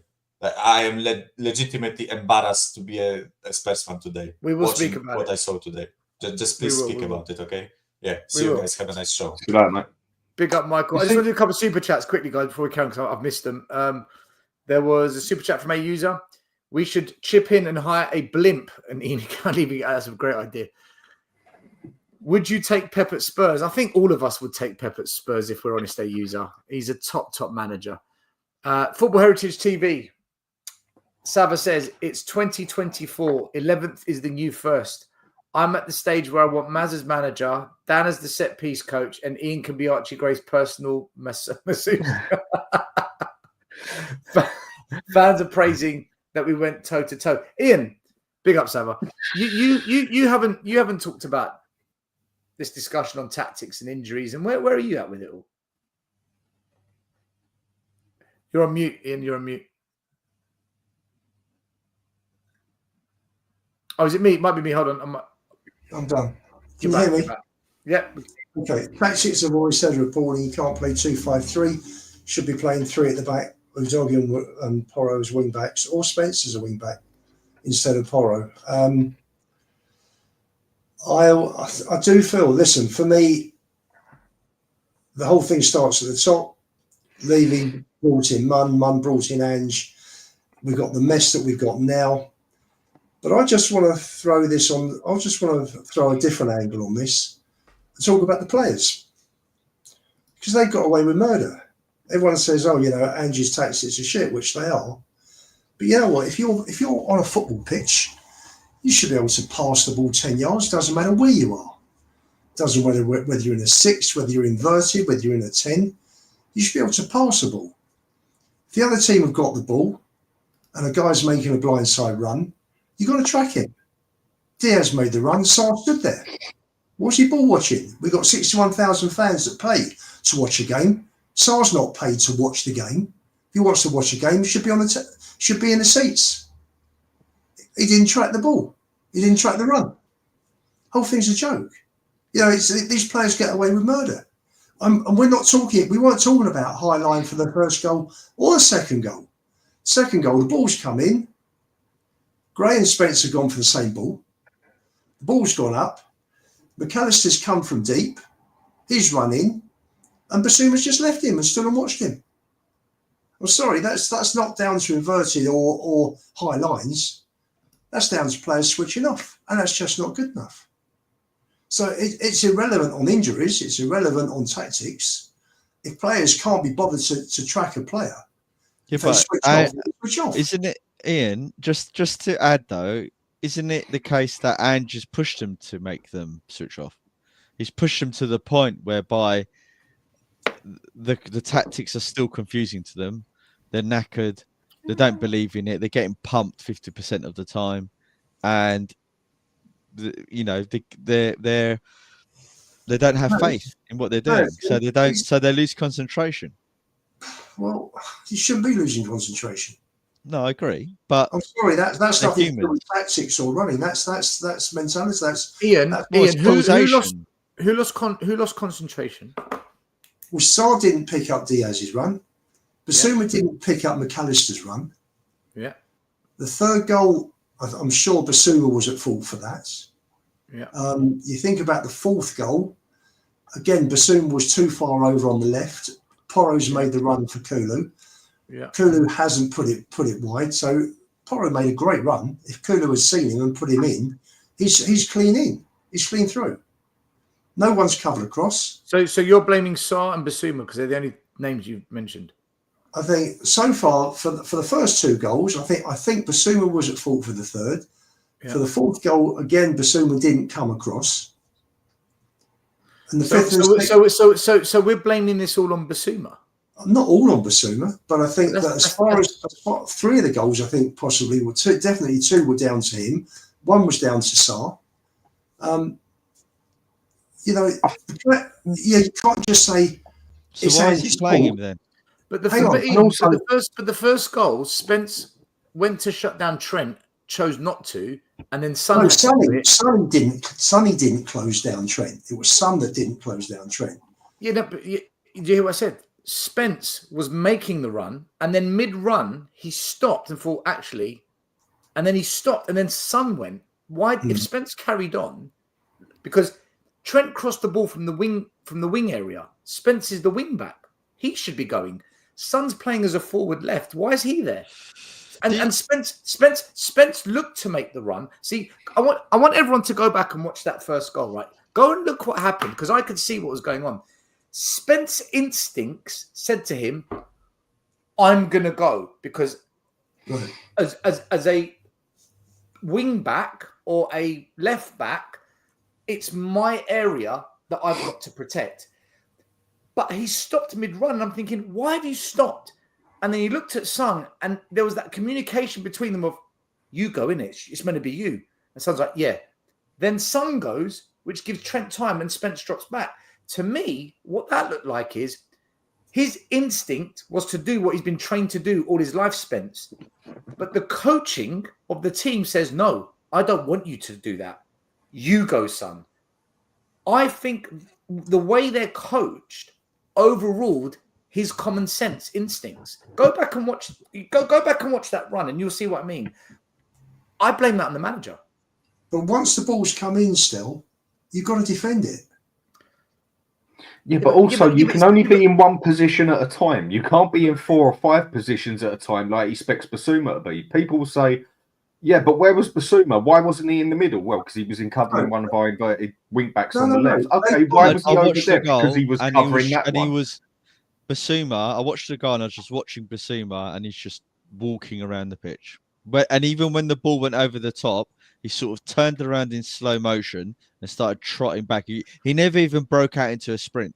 Okay, so if we're going to blame Basuma, no, I'm not saying it's just his fault. I'm just telling you what Basuma done. No, in I'm- that, I'm- Same as I just I'm gave gonna- an example. That's all. I'm going to go along with it, right? If let's say it is Basuma's fault, then isn't it the manager's job to say, right, this is a big game and you're walking. You off. Sarr, you go into the 6. Maddison into the 8. Kulu, you go number 10. Johnson, you're on. Yep. And yes, and this is where I was going to come in a little bit earlier. Okay, so he's made the decision that he wants his midfield to compose of Bentancur, Basuma, Sarr, Maddison, Kulu, and he bought in Gray, but Gray's a defender in his eyes, so there's no point mentioning Gray, right? So, and he's made the decision to get rid of Højbjerg, who's an actual defensive midfielder, and to get rid of Skip, who is an actual defensive midfielder. And he's playing Basuma, who's not a defensive midfielder. Or actually, I don't even really know what he is now. Now he's at Spurs. He's had 3 seasons, and I'm just not impressed. As that defensive midfielder, so it's still Angie's fault. Do you know what the issue with It's not the Basuma tactics, but still, what I'm trying to get at is if it's not the tactics and it's the players, then it's still Angie's fault. Stop playing the players. Exactly. I personally think, having watched Basuma this year and last season, and having seen what went on before under Conte, I don't think Basuma has matured as a player. I think for a player for his age, he has not matured as a player. And what you're seeing there is an immature footballer. And that for me is why I don't. That's regressed. That's regressed. I don't think we should keep him for that reason. He has not matured into, a fine wine or a senior player in the team that is leading that midfield by example. On 2 points of that, I think part of that is down to the way he's been coached, especially this season. I mean, I feel sorry for anyone that has to play a box to box and a DM and cover left, right, centre, forward. I feel sorry for any player doing that. But picking up on something Maz said earlier, I think you hit the nail on the head. I said it a couple of weeks ago and actually agreed with Ian. I think there's a couple of players in this team that aren't actually that match intelligent. They just know what they're told to do and they know their basics. Some players are a lot more intelligent than others. To be a solid DM and a good DM, you've got to have a very good football brain, in my opinion, because you've got to be able to predict things that are going to happen 3 passes before they happen. Like being good at chess, like being good at poker, something like that. You're always better when you can predict 3 moves ahead. And I think a DM is a place where you've got to seriously be able to predict what could happen, not just what is happening. You smell danger. Yeah. All the best DMs I've ever seen have been able to read a game to a point. You're not always going to get it right, but can almost predict the chance of something going wrong. Hang on a minute. Why was he further over to the right? He was meant because he'd already seen it coming. Dan, do you know my problem with this? Do you know my problem with this, though? I watch Arsenal play and I look at how their back 4 is set up, how their back 4 move in possession and out of possession. And I look at their number 6, how Declan Rice and how Thomas Partey are asked to play. And I just feel whoever plays in our 6 doesn't play how we want a 6 to play. What we want from a 6, I don't think Ange is looking for that. So no, he wants everything 6, out of it. He wants a defender, a winger, a forward, a box-to-box, a DM, all out of someone who plays in that position by the look of it.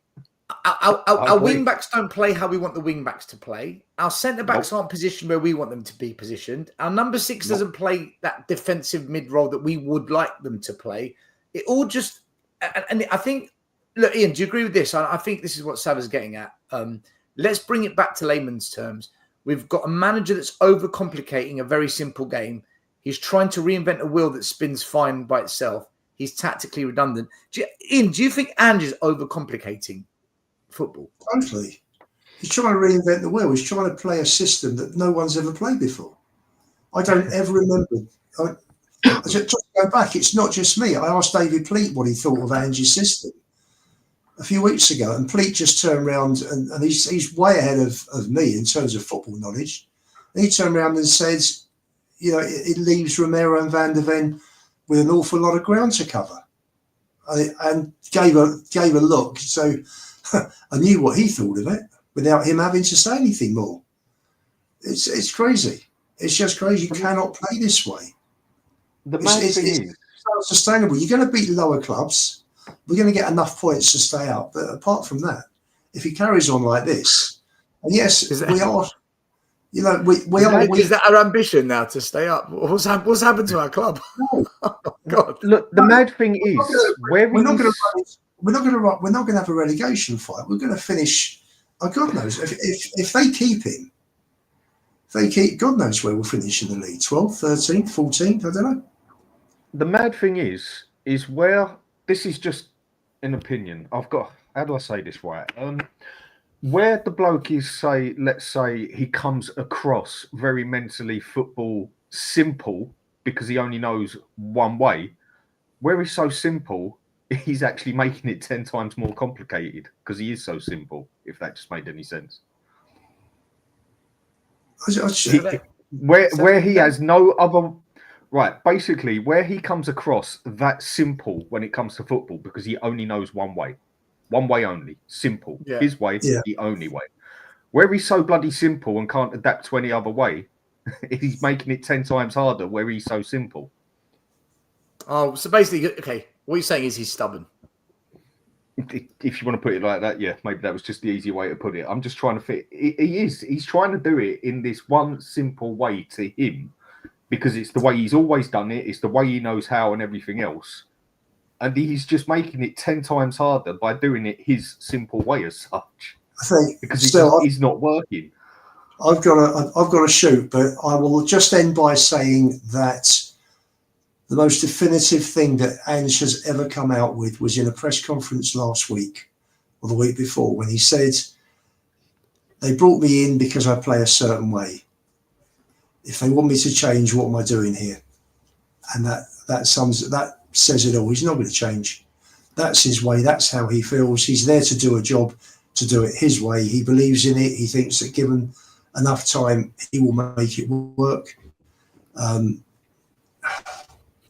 Maybe with better players, he'll finish a little bit higher, but he's never going to win any trophies. The teams that win trophies have good defences and don't let goals in. And that's not us. It's just chaos. It's pure chaos. And it's not changing, is it? And it was only a matter of time till the top team put us to the sword. And that's what happened today. You know. Ian, before you go, two things. Number one, do you think we'll beat Nottingham Forest away on Boxing Day? Probably not. Best we could have hoped for is a draw. Personally.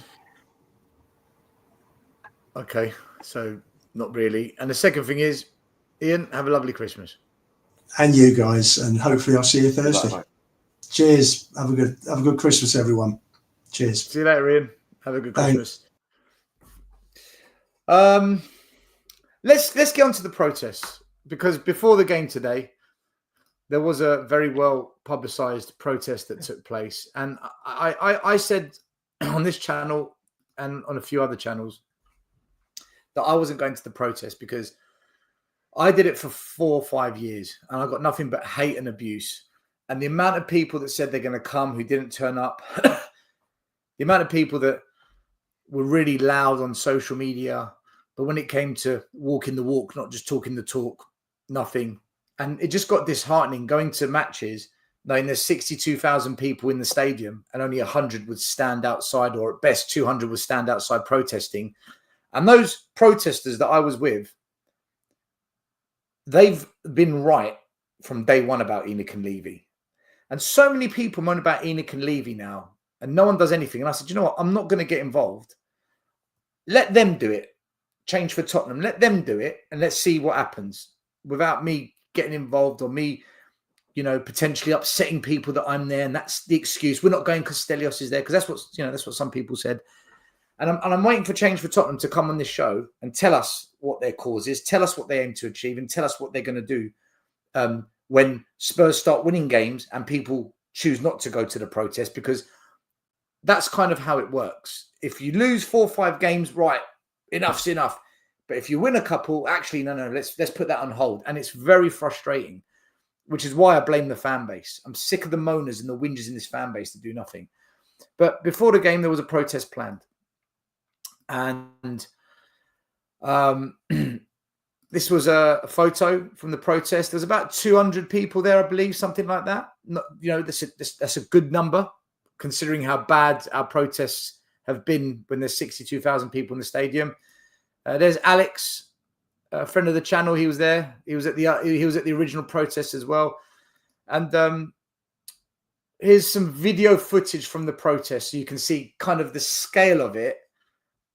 I feel a bit let down by it personally, but it's good compared to the previous protest, which had 80 to 100, at best 200 on a great day. This looked like they had about 2, maybe 250 there. You make up your own mind.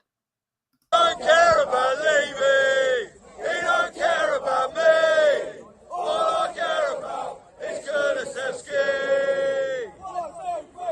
I don't care about Levy. He don't care about me.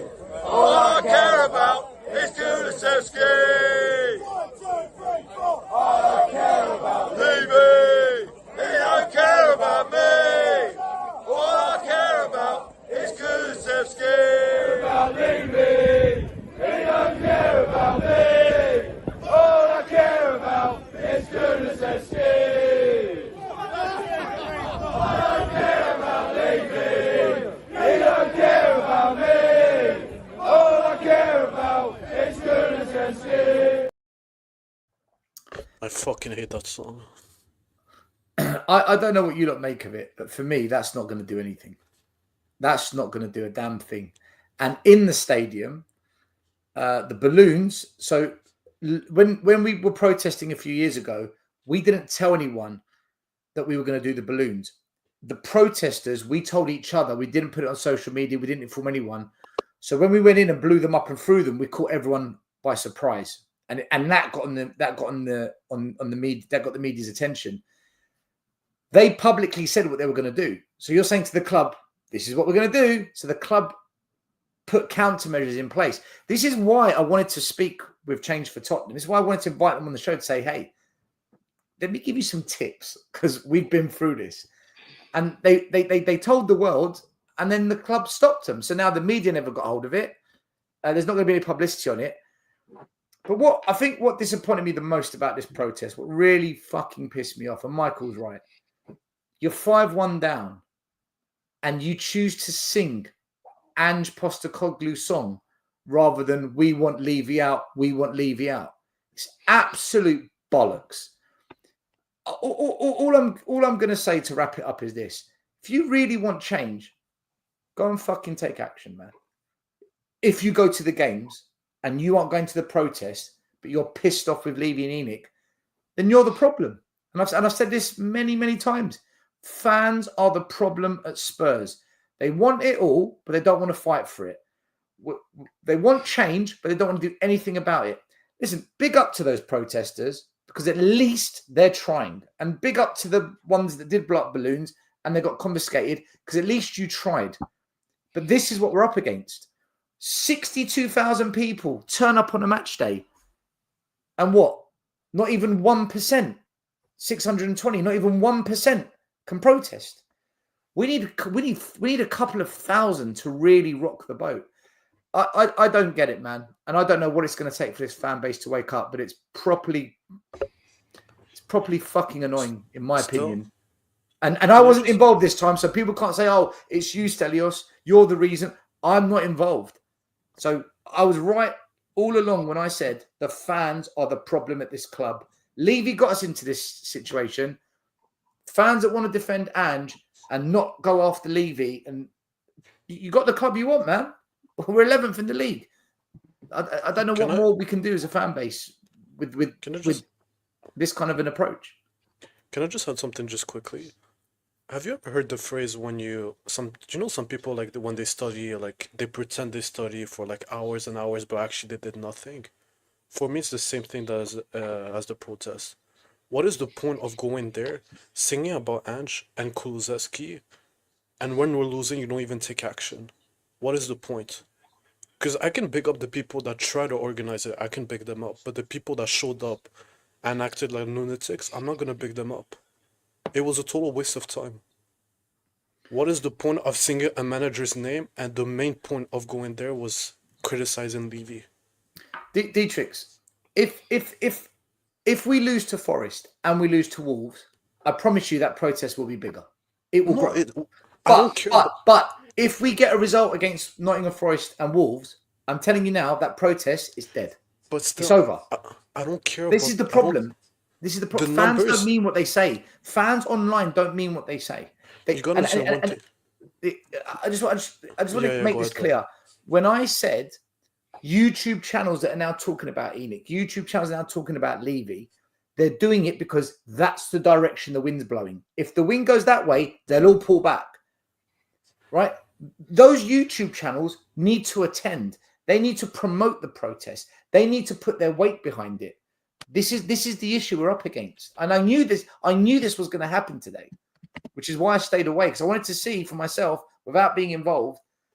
And I hope Change for Tottenham can get something going here. I hope they come on this show. I'm waiting. I'd love to have them on the show to discuss and see if we can do something. But for me, just quickly, just last thing. For me, I don't care about the numbers that go there. For me, I prefer quality over quantity. If you want to do something, do it right. Do it the proper way. If you want to go there, just have a piss up with your friends and sing about Kulusevski and Ange, what is the point? I'd rather have 100 people screaming Levy out non-stop than have 500 sing about Kulu and Ange. And being a part of the group. I think it's they're not singing about Ange. They were singing. Oh, you mean the stadium 5-1? Yeah, I mean stadium and I mean outside. The ones singing about Kulu and the ones inside the stadium singing about Ange. I don't think the ones singing the Ange songs were protesters. Well, either way. Like Dan, the whole time. I was watching the show, I didn't hear one Levy out song. You mean the match? During the match, yes. I didn't Okay, hear because one. they weren't singing Ange songs at the protest. Dan, Maz, what's your take on this protest? Look, Maz, we've been at protests together before. We've done it. We've been there. What do you make of this one? I do think there were more numbers, but not significant. But there are definitely more numbers. But in the stadium, I think it was worse than when we were under Conte. The Levy out was much more louder and more picked up by the media. Where are you at with this? And Dan, come in as well. Tell me what you think about these protests. I'm going to be honest with you, I'm not really sure what I can add over and above what you said. I guess my own personal feelings with it is that they have to be consistent and they have to garner more support from the wider fan base. I disagree with Dietrich a little bit in the sense that, yeah, you want quality. I say quality. I mean, what defines a quality protester versus a non-quality one? That's an interesting discussion. But there should be a critical mass that then emboldens people to want to be a part of that movement protest. And I don't think we're at that critical mass yet. There needs to be 1,000, 2,000 people for it to be really make a difference in terms of what they're trying to achieve. Yes, to be honest with you, I've lost. The fan base is so confused, and they're unwilling to do what is required for the love of the club. And that's the cold hard truth, and people won't like that. But I question whether people really love Tottenham, and if they love Tottenham, then they should want Tottenham to succeed. And I question whether they really do. Well, when we have, I don't want to call out names, but I think it was on the Ash Magic's live show last time. A certain fan base said he doesn't care about trophies; he only cares about Tottenham, watching Tottenham. We have so Then he much. shouldn't. Then he shouldn't watch football. Then should he? No, because Because Dan was on the show. football's about winning. Yeah, but Dan was on the show and even said like, what's the even? Let's say we win the FA Cup, he doesn't care about it. It doesn't make him happy. Yeah, then But he when we shouldn't have be a fans like football. Then him, he shouldn't watch football. He should watch another sport. but we He have a was lot of just a fans. person that loves entertainment, like a lot Yeah, of our fan base seems to do. and Just that's the quite problem. happy with the You can't. entertainment. You can't. Football is about scoring more goals than the opposition, right? And if you're participating in a table of teams, right, you want to finish top. And if you're participating in a competition that requires you to win and knock out other teams, and at the end of it is a trophy, then that should be your ultimate goal. And if they But if don't you are want so, that, then and all they do is they like they like the game, but they don't like winning. Then what's the point of? You can watch any old team do that. You might as well go and watch Sunday League. Don't you know? I agree with that. But some people, especially Spurs people, just seem to be happy with entertainment, and that is that. Like it or lump it, it's the way it is. Yeah, I'm 100%. I'm Dan, 100% with you. I said to the fella, then why do you fucking support Tottenham? And why do you even support a team then? But that is just how some people are. They yeah, but especially just it because some seems at people are Tottenham. like that doesn't mean it's correct. But ultimately, No, it's of course look, I agree. ultimately, as I said, the cold hard truth of it is I don't think enough of the fan base care enough to want actual change at the club and to bring genuine success to the club. They're in a way they're just happy that Spurs exists. And I think that's wrong. You know, we're not a Leeds that got bankrupt and they got relegated and you know, Portsmouth when they were in trouble and things like that. We're nothing like that, right? Well, you know, Sugar came in, bought the club off Scholar, and he saved the club, right? Enoch bought it for a cheap price, and yeah, they're fine. They've grown it bigger, so you know we're not going to disappear from that respect. Our fan base is almost too big for it to fail. So the then price of the club is too big to evaporate, basically. yeah, and so therefore, what is left? Why are they worried? They should want the club to win. Some people just don't fucking care. They're just more than happy with a bit of entertainment, and that's just it is what it is. I don't agree with it. I just think, well, for me, you do sport for a reason. Some people do it for fun, but if you're into sport, you do it for a reason. Even if you're doing it for the fun of it, you do it to win. What is the point of running 100 meters just to jog along and come 10th? Well, Dan, You do it to win it, same as anything. Can I clarify on this? You can play sport because you enjoy it. You can play sport for fitness. You can play sport because you're entertained by it. But the purpose of elite sport, the professional elite sport, is to win. That's why in the Olympics you've got gold, silver, bronze. That's why in the Premier League there's a trophy at the end of the season. There's competitions because elite sport is about winning. And this no one can argue it. No one can argue that. Just some people don't care about it. Sean Butler doesn't agree with you. Well, some people just There's don't. a lot of fans that like Sean that say the aim of the sports is not only about trophies. But Sean's more of a customer and a proud customer than a diehard fan. But we have too many customers. That's the issue. I think that's a fair way to put it. We have too many people in this fan base as a such that are just more than happy to go with the flow and just watch a good bit of football. Exactly. If that's how they see football, that is their choice at the end of the day, and they have their right to see it like that. But I can't agree with it because I support a team because I want that team to win. Do I want to see entertaining football with it? Yes, that's a bonus for me. At the end of the day, I don't care what way you do it, scrimp and scrape. No matter how much a lot of people hated Mourinho and Conte tactics, I bet you if that would have won us a trophy or if that would have won us the league, no one would have cared. Same as I really, really don't like Angie's tactics. But if he goes and wins a cup, I'll be happy that we've won a cup. I'll be over the moon that we've won a cup, even though it's with tactics that I don't find entertaining and that I don't like. Should it really matter how you play it as long as you bloody win? You don't always get the best of both worlds. You don't always get to support someone like City or Liverpool or Man U when they was in their prime, or Arsenal or Chelsea even, or whatever. You should just want to win at all costs. And that is what I think is the problem with a manager we have as well. He would rather have his football look good on the pitch And that's more important than scrimping and scraping to get a 3-0 win. And I don't understand why. Because I And thought that's why Conte you and play to win. Mourinho. That's why Conte and Mourinho failed at Spurs, because they were both far bigger than Daniel Levy. Mhm. They were far bigger than Daniel Levy. They are the true essence of winning in this sport. And Levy couldn't handle someone that comes with that mentality, that culture, and that demand on the club to back it. Levy couldn't handle it. They were both bigger than Levy. And now we've got managers that are far smaller than Levy. Who's more famous, Levy or Ange? Levy.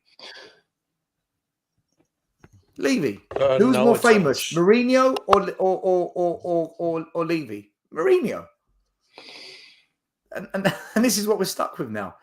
Just a couple of super chats quickly. A user says, protest from today made it to the Daily Mail. Good. I hope that brings negative publicity on Levy and Enoch. Boise, we need to make history by losing to Tamworth and get relegated before fans get together and demand change. Under Ange, this could turn a reality. The fact that we are thinking of resorting to this, the complete demise of the club, in order to get change, is so sad, man. It's so sad. This is where we're at. The only way you're that's going to how we really feel.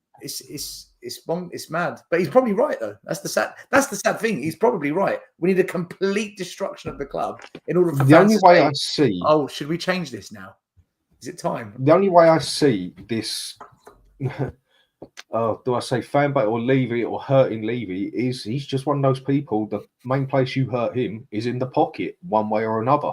That is how you hurt a businessman through and through, because he don't care about the sport. He only cares about the money. And that is how you hurt a businessman, in his pocket. Are we able to do it? Yes, I suppose if everyone teamed up and wanted to do it, I think it could get done. But again, we have a majority of a fan base which is just more than happy with what it's got. Just a bit of entertaining football here and there. Whether we win, whether we lose, it was still entertainment to watch. I still got to see 9 goals today.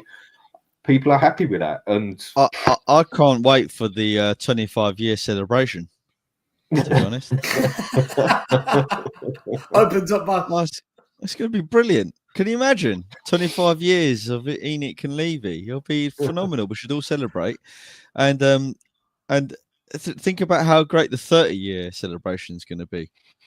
You know, that'll be excellent.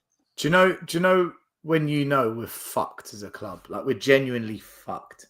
Is when the chairman is asked, "What's your 3 biggest achievements?" and the one trophy he won isn't on the list. Remember it. Yeah. doesn't get mentioned. I said today, and I'm happy to say that was the killer. That was the killer. I said today, and I'm happy to repeat it on the show, is that I think the club is lost. I think the club is lost Completely. And 100%. Today, the fact that we've shipped 6 goals, and the fans were not even booing. Bothered. They've even booed at the end of the game. All right. And if they did boo, it was the most pathetic boo I've ever heard in my life. Right. Never showed any displeasure at shipping 6 goals. It doesn't matter what team.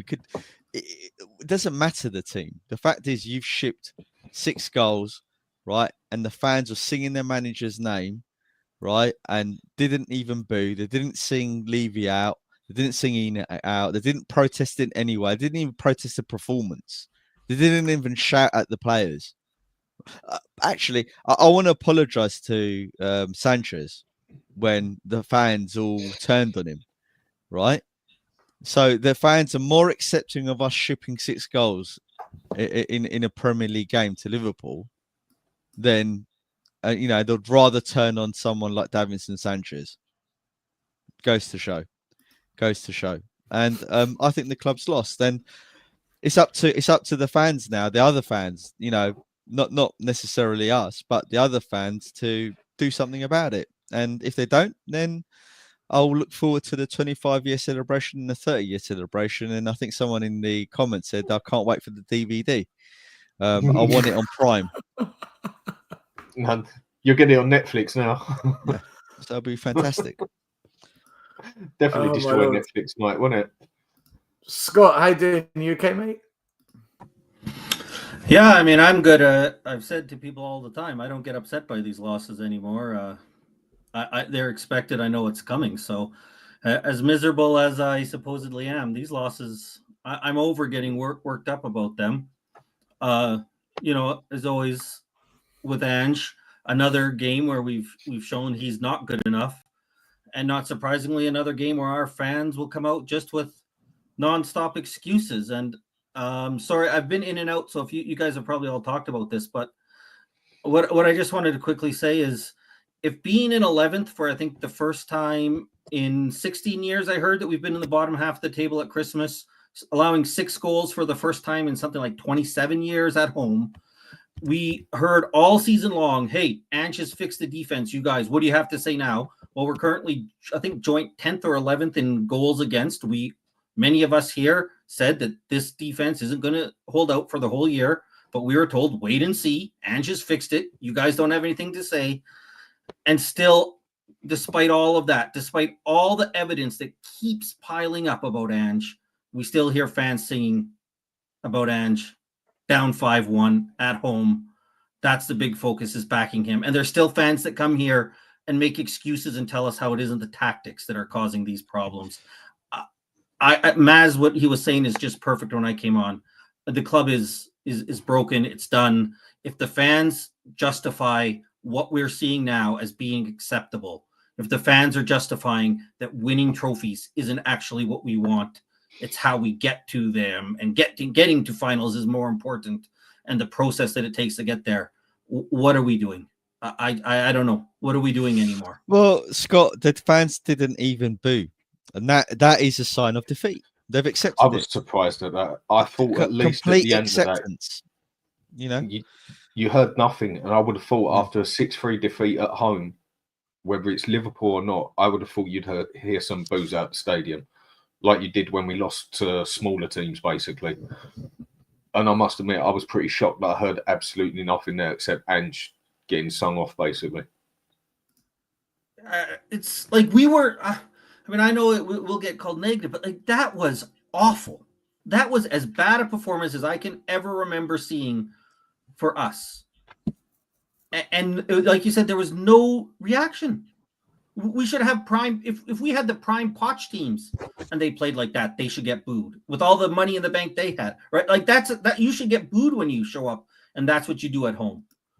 And yeah, no reaction at all. I don't know anymore what we can say, what we can do. What more can you Scott, say when the the evidence is fans there? turned on Davinson Sanchez as an individual, yet they're not turning on Ange, who's put out a team like that doesn't know what they're doing. They're running around like clueless clowns. And Emerson Royale. Yeah, right. They're jogging around on the pitch, right? They're, he's substituting the one player that actually scored a decent goal and was running around, right, and put on a kid, right? It's and they didn't even boo, yet they're willing to chastise one player, Davidson, who, let's be honest, it wasn't even his fault that we were doing bad. I'm not saying he was a good player. I'm just saying that it wasn't his fault. But the fans are willing to do that, and that's a sad indictment of where we are. And I'm sorry to say, the club is lost. It's lost. It's lost until this ownership, until the fans want change, right? Until they want something better than what we currently got, and they're willing to go to the ballot box as such, right? This is what we're going to continue to get.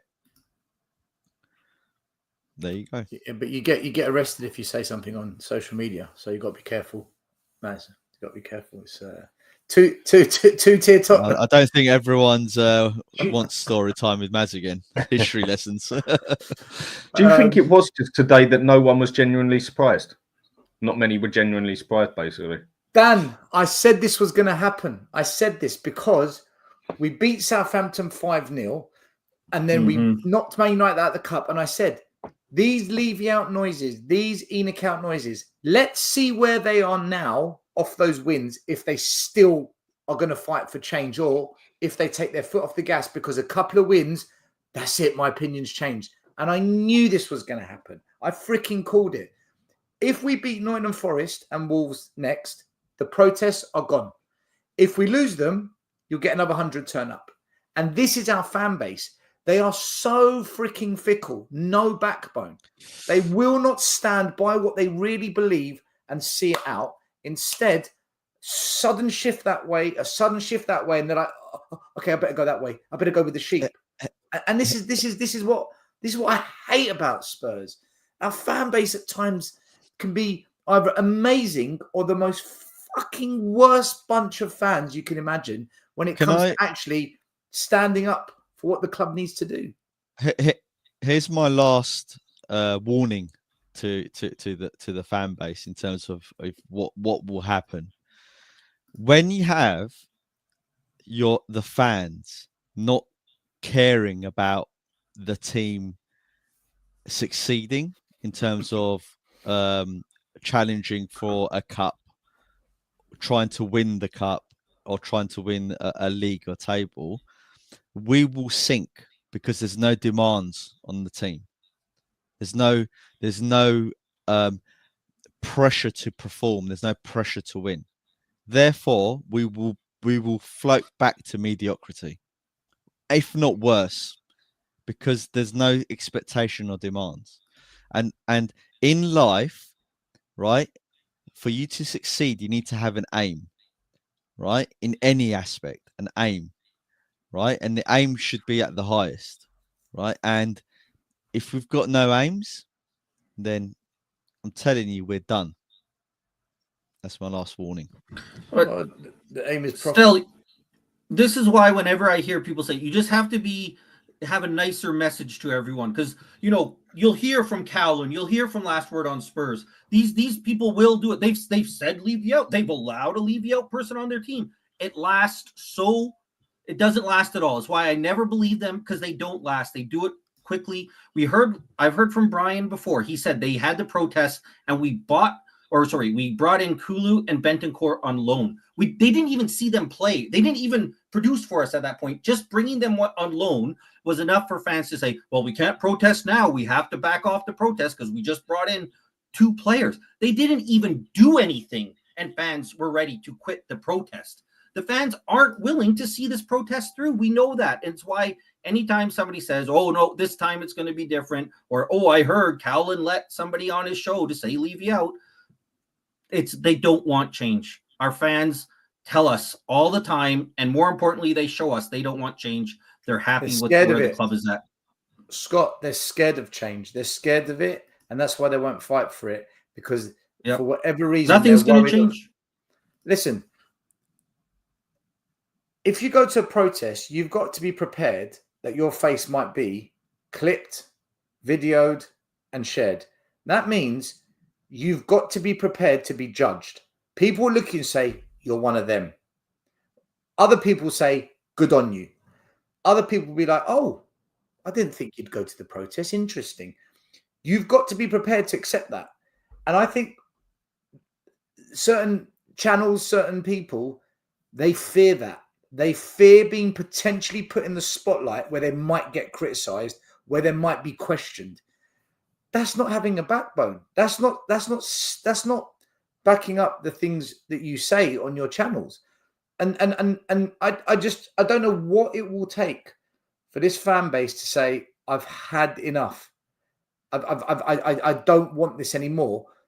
And Levy's laughing his head off. He puts the prices up, we bend over and take it. He buys average players, we bend over and take it. He messes around with the managers, we bend over and take it. We win nothing, we accept it. It's who we are. It is so mediocre.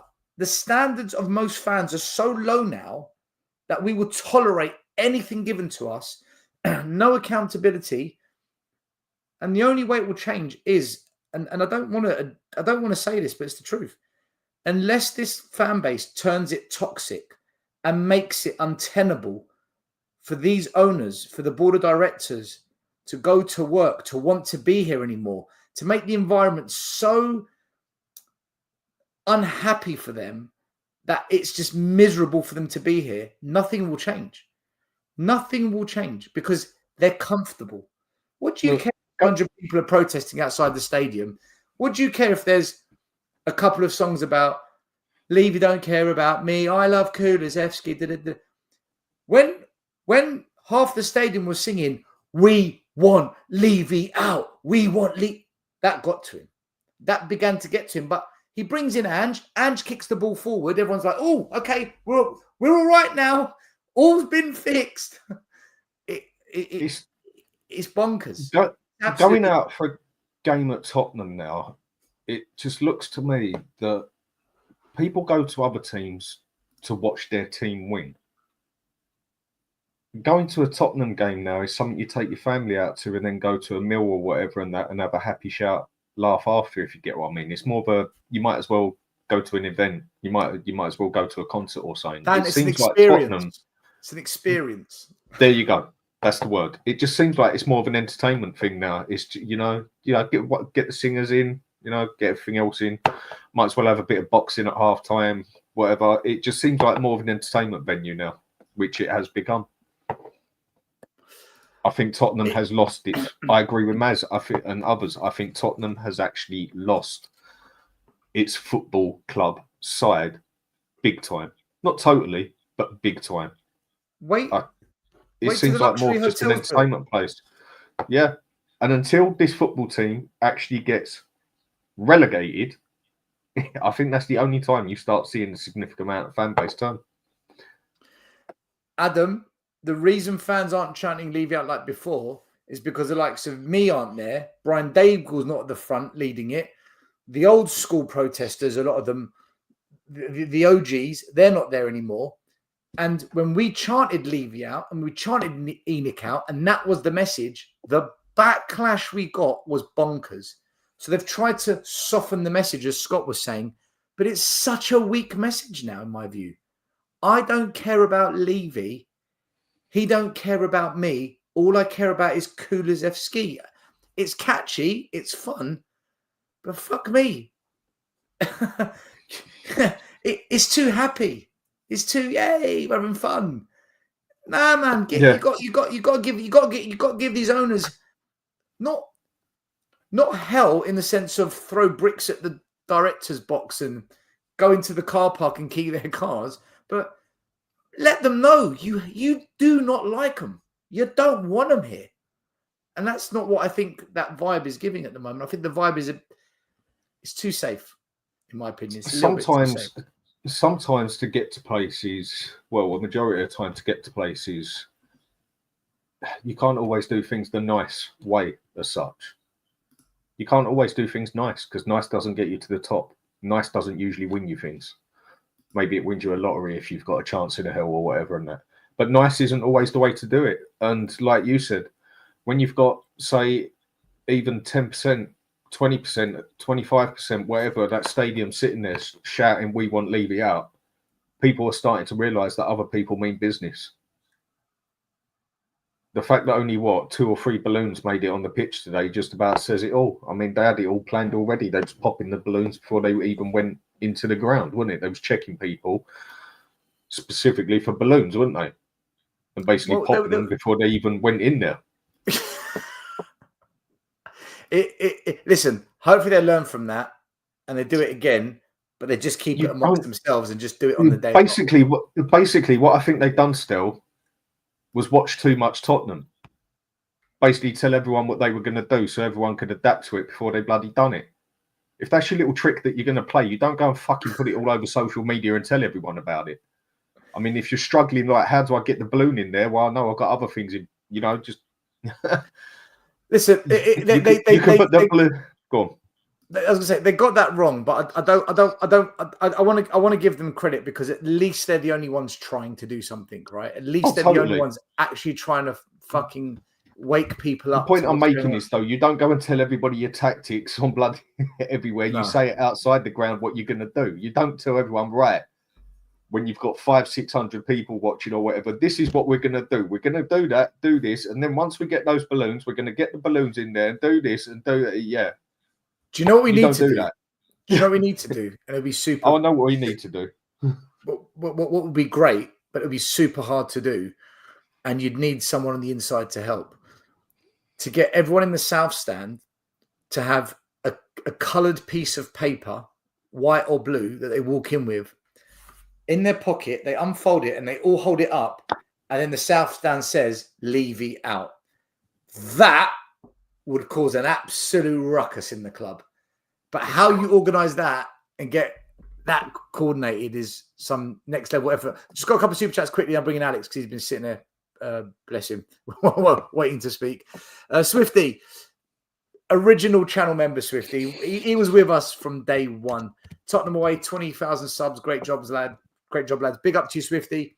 Make sure you tune in tomorrow, by the way. We're going to have a little 30,000 subscriber Christmas party. Just have a bit of fun with it rather than just moan and complain and talk about today again.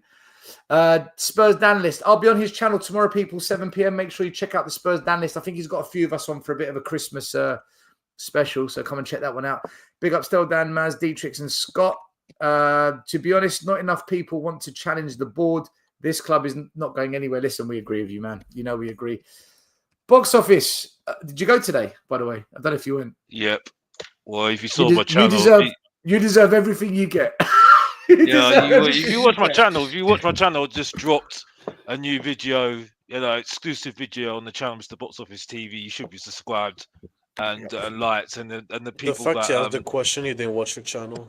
Well, people should just subscribe and like, because I obviously cause a lot of offence anyway, because I heard that somebody likes to talk about me on a certain channel. And spoke about Sava and spoke about Stelios as well, yourself, Stelios.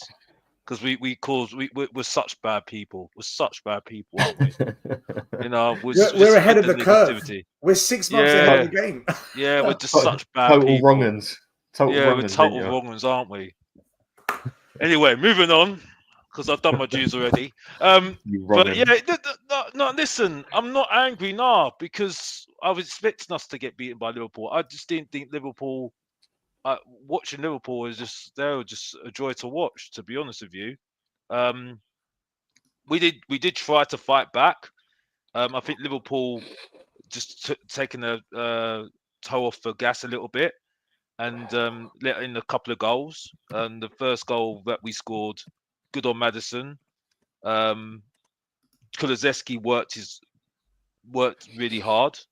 I have to say that. But yeah, the midfield's just the problem for me. Ange's tactics is the problem, and I'm not going to repeat what everybody else has said. I've said it on Mr. Box Office TV, and everything I've said have been verified.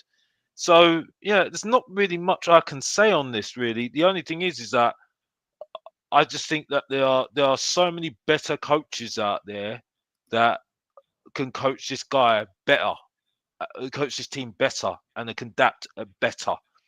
The manager that we just played right now, Arne Slot's just shown it right now. Now, yeah, he needs another season for me to say yes. Now they've got a good coach. You know what I mean? Because you need to see it from a long-term view. But at the moment, he's got practically the same team, and you can see that he's been coaching them. I know Ange's not a coach.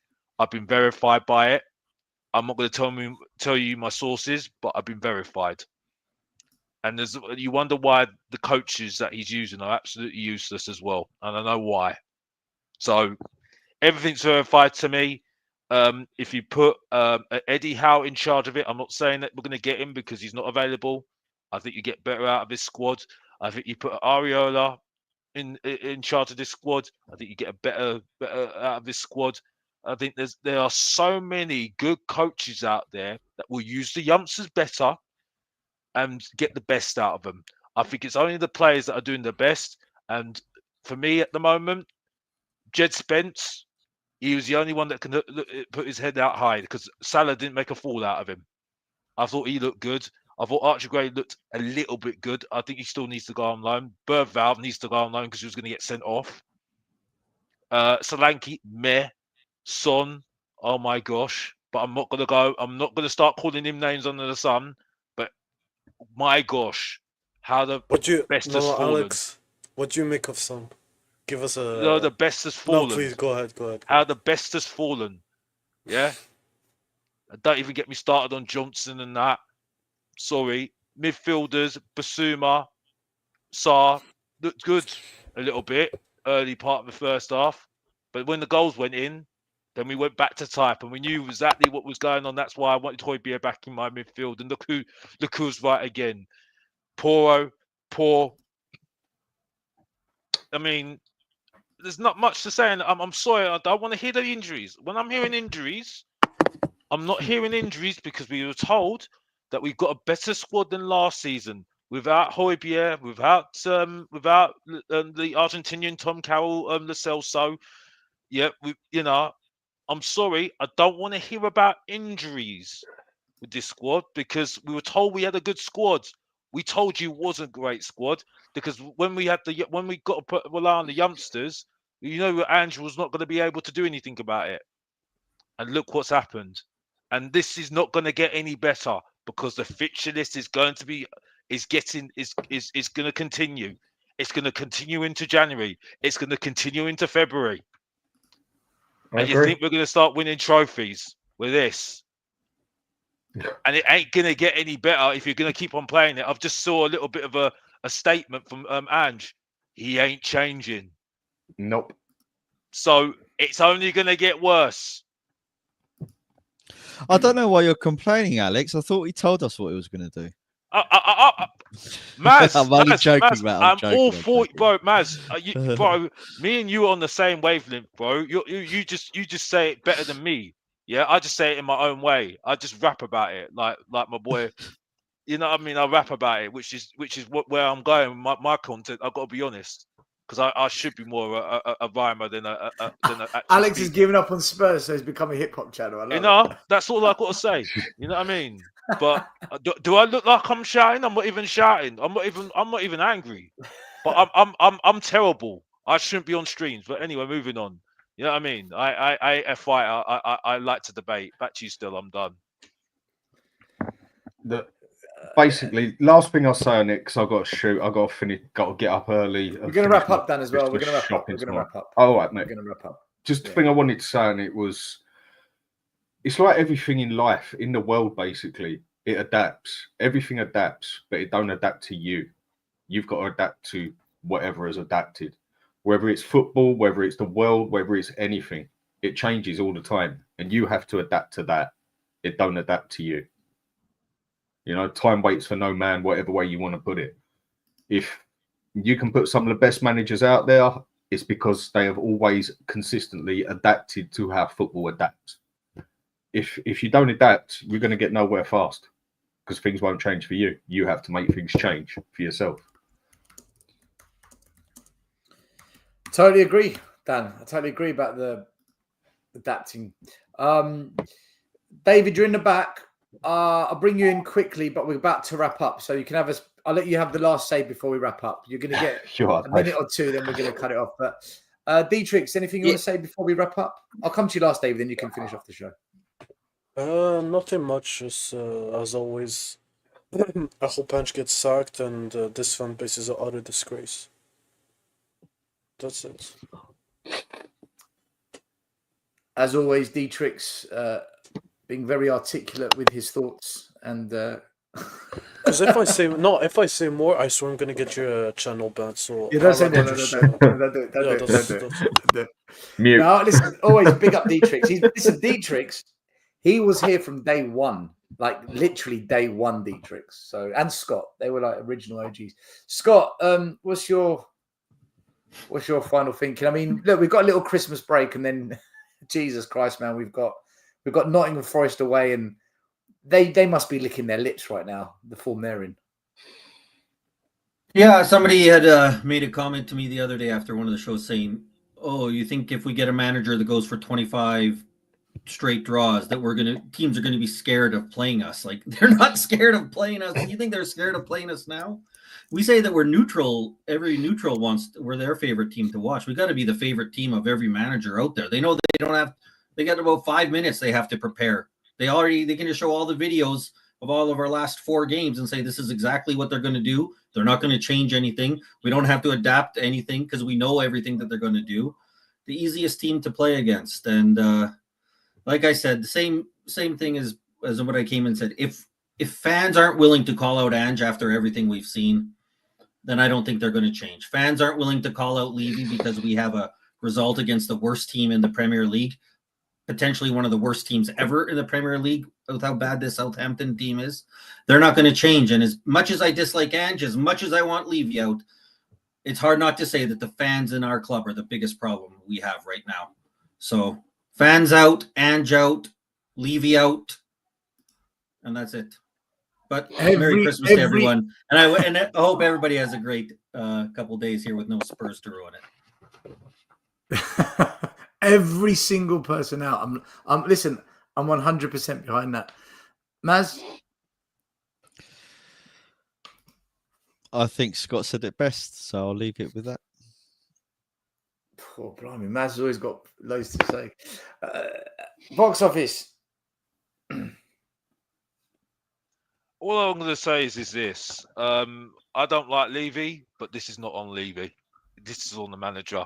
And I'm sticking by it every single day. No, Alex, you can't say that. The only reason why I say it, the only reason why I'm saying it at the moment that I'm worried if we get sacked is that I don't trust the owners to make the right decision who we're going to get, because there are coaches out there that can coach this team better, and they can find good coaches, but they've had the bad record of getting coaches in that is wrong. This is on the manager, and this is on Johan Lang. And why now? It's just so embarrassing. He's still at the club, I've been told, but Paratici was better than this guy all day long. If Paratici was in charge right now, he would have said, "Sorry, Ange, out. Get me someone better who can coach this team." But Levy employed the criminal. No. Listen. I get you, but at the moment, right? The breaking point, the breaking point for me, the thing is for me is the coaching. That's it. We are better with head coaches that can coach teams rather than managers. And even if you have a manager, Harry Redknapp was a manager, but he got the right coaches in charge. Even Alex Ferguson was the blueprint of having a long tenure, changing your coaches staff to suit the teams, the players that you got, and that's why he was elite.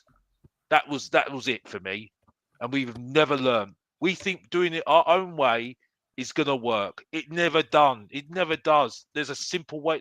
There's a blueprint of doing it. Big teams have shown us, and yes, we could win a cup, but let's be honest here. This is not going to develop with this coach. Well, he's not a coach, he's a manager. It's not going to happen. Sorry.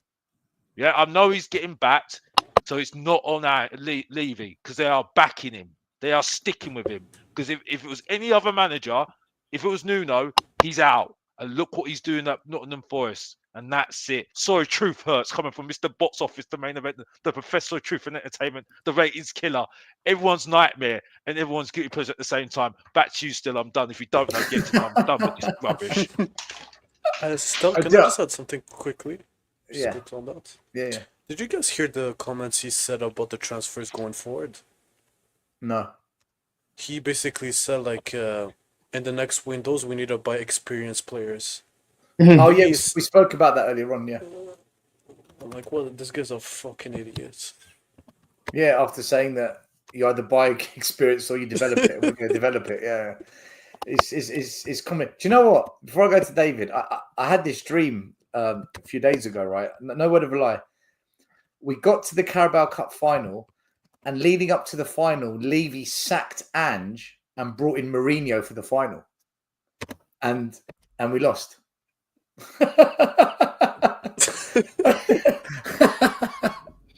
I woke up thinking, oh my God, we lost the cup final. We brought Mourinho back. And then I realised, no, that was a stupid dream. But David, how you doing, bro? Hope you're good.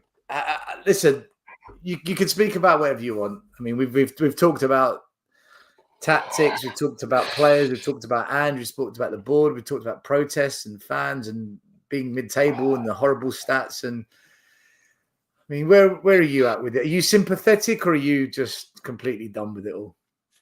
Well, I'm going to answer a completely different question still, go my own way. I just wanted to pop on, actually, because I've been listening along tonight and I've had my daughter this weekend, so I've been kind of in and out of the Tottenham, which is probably a good thing.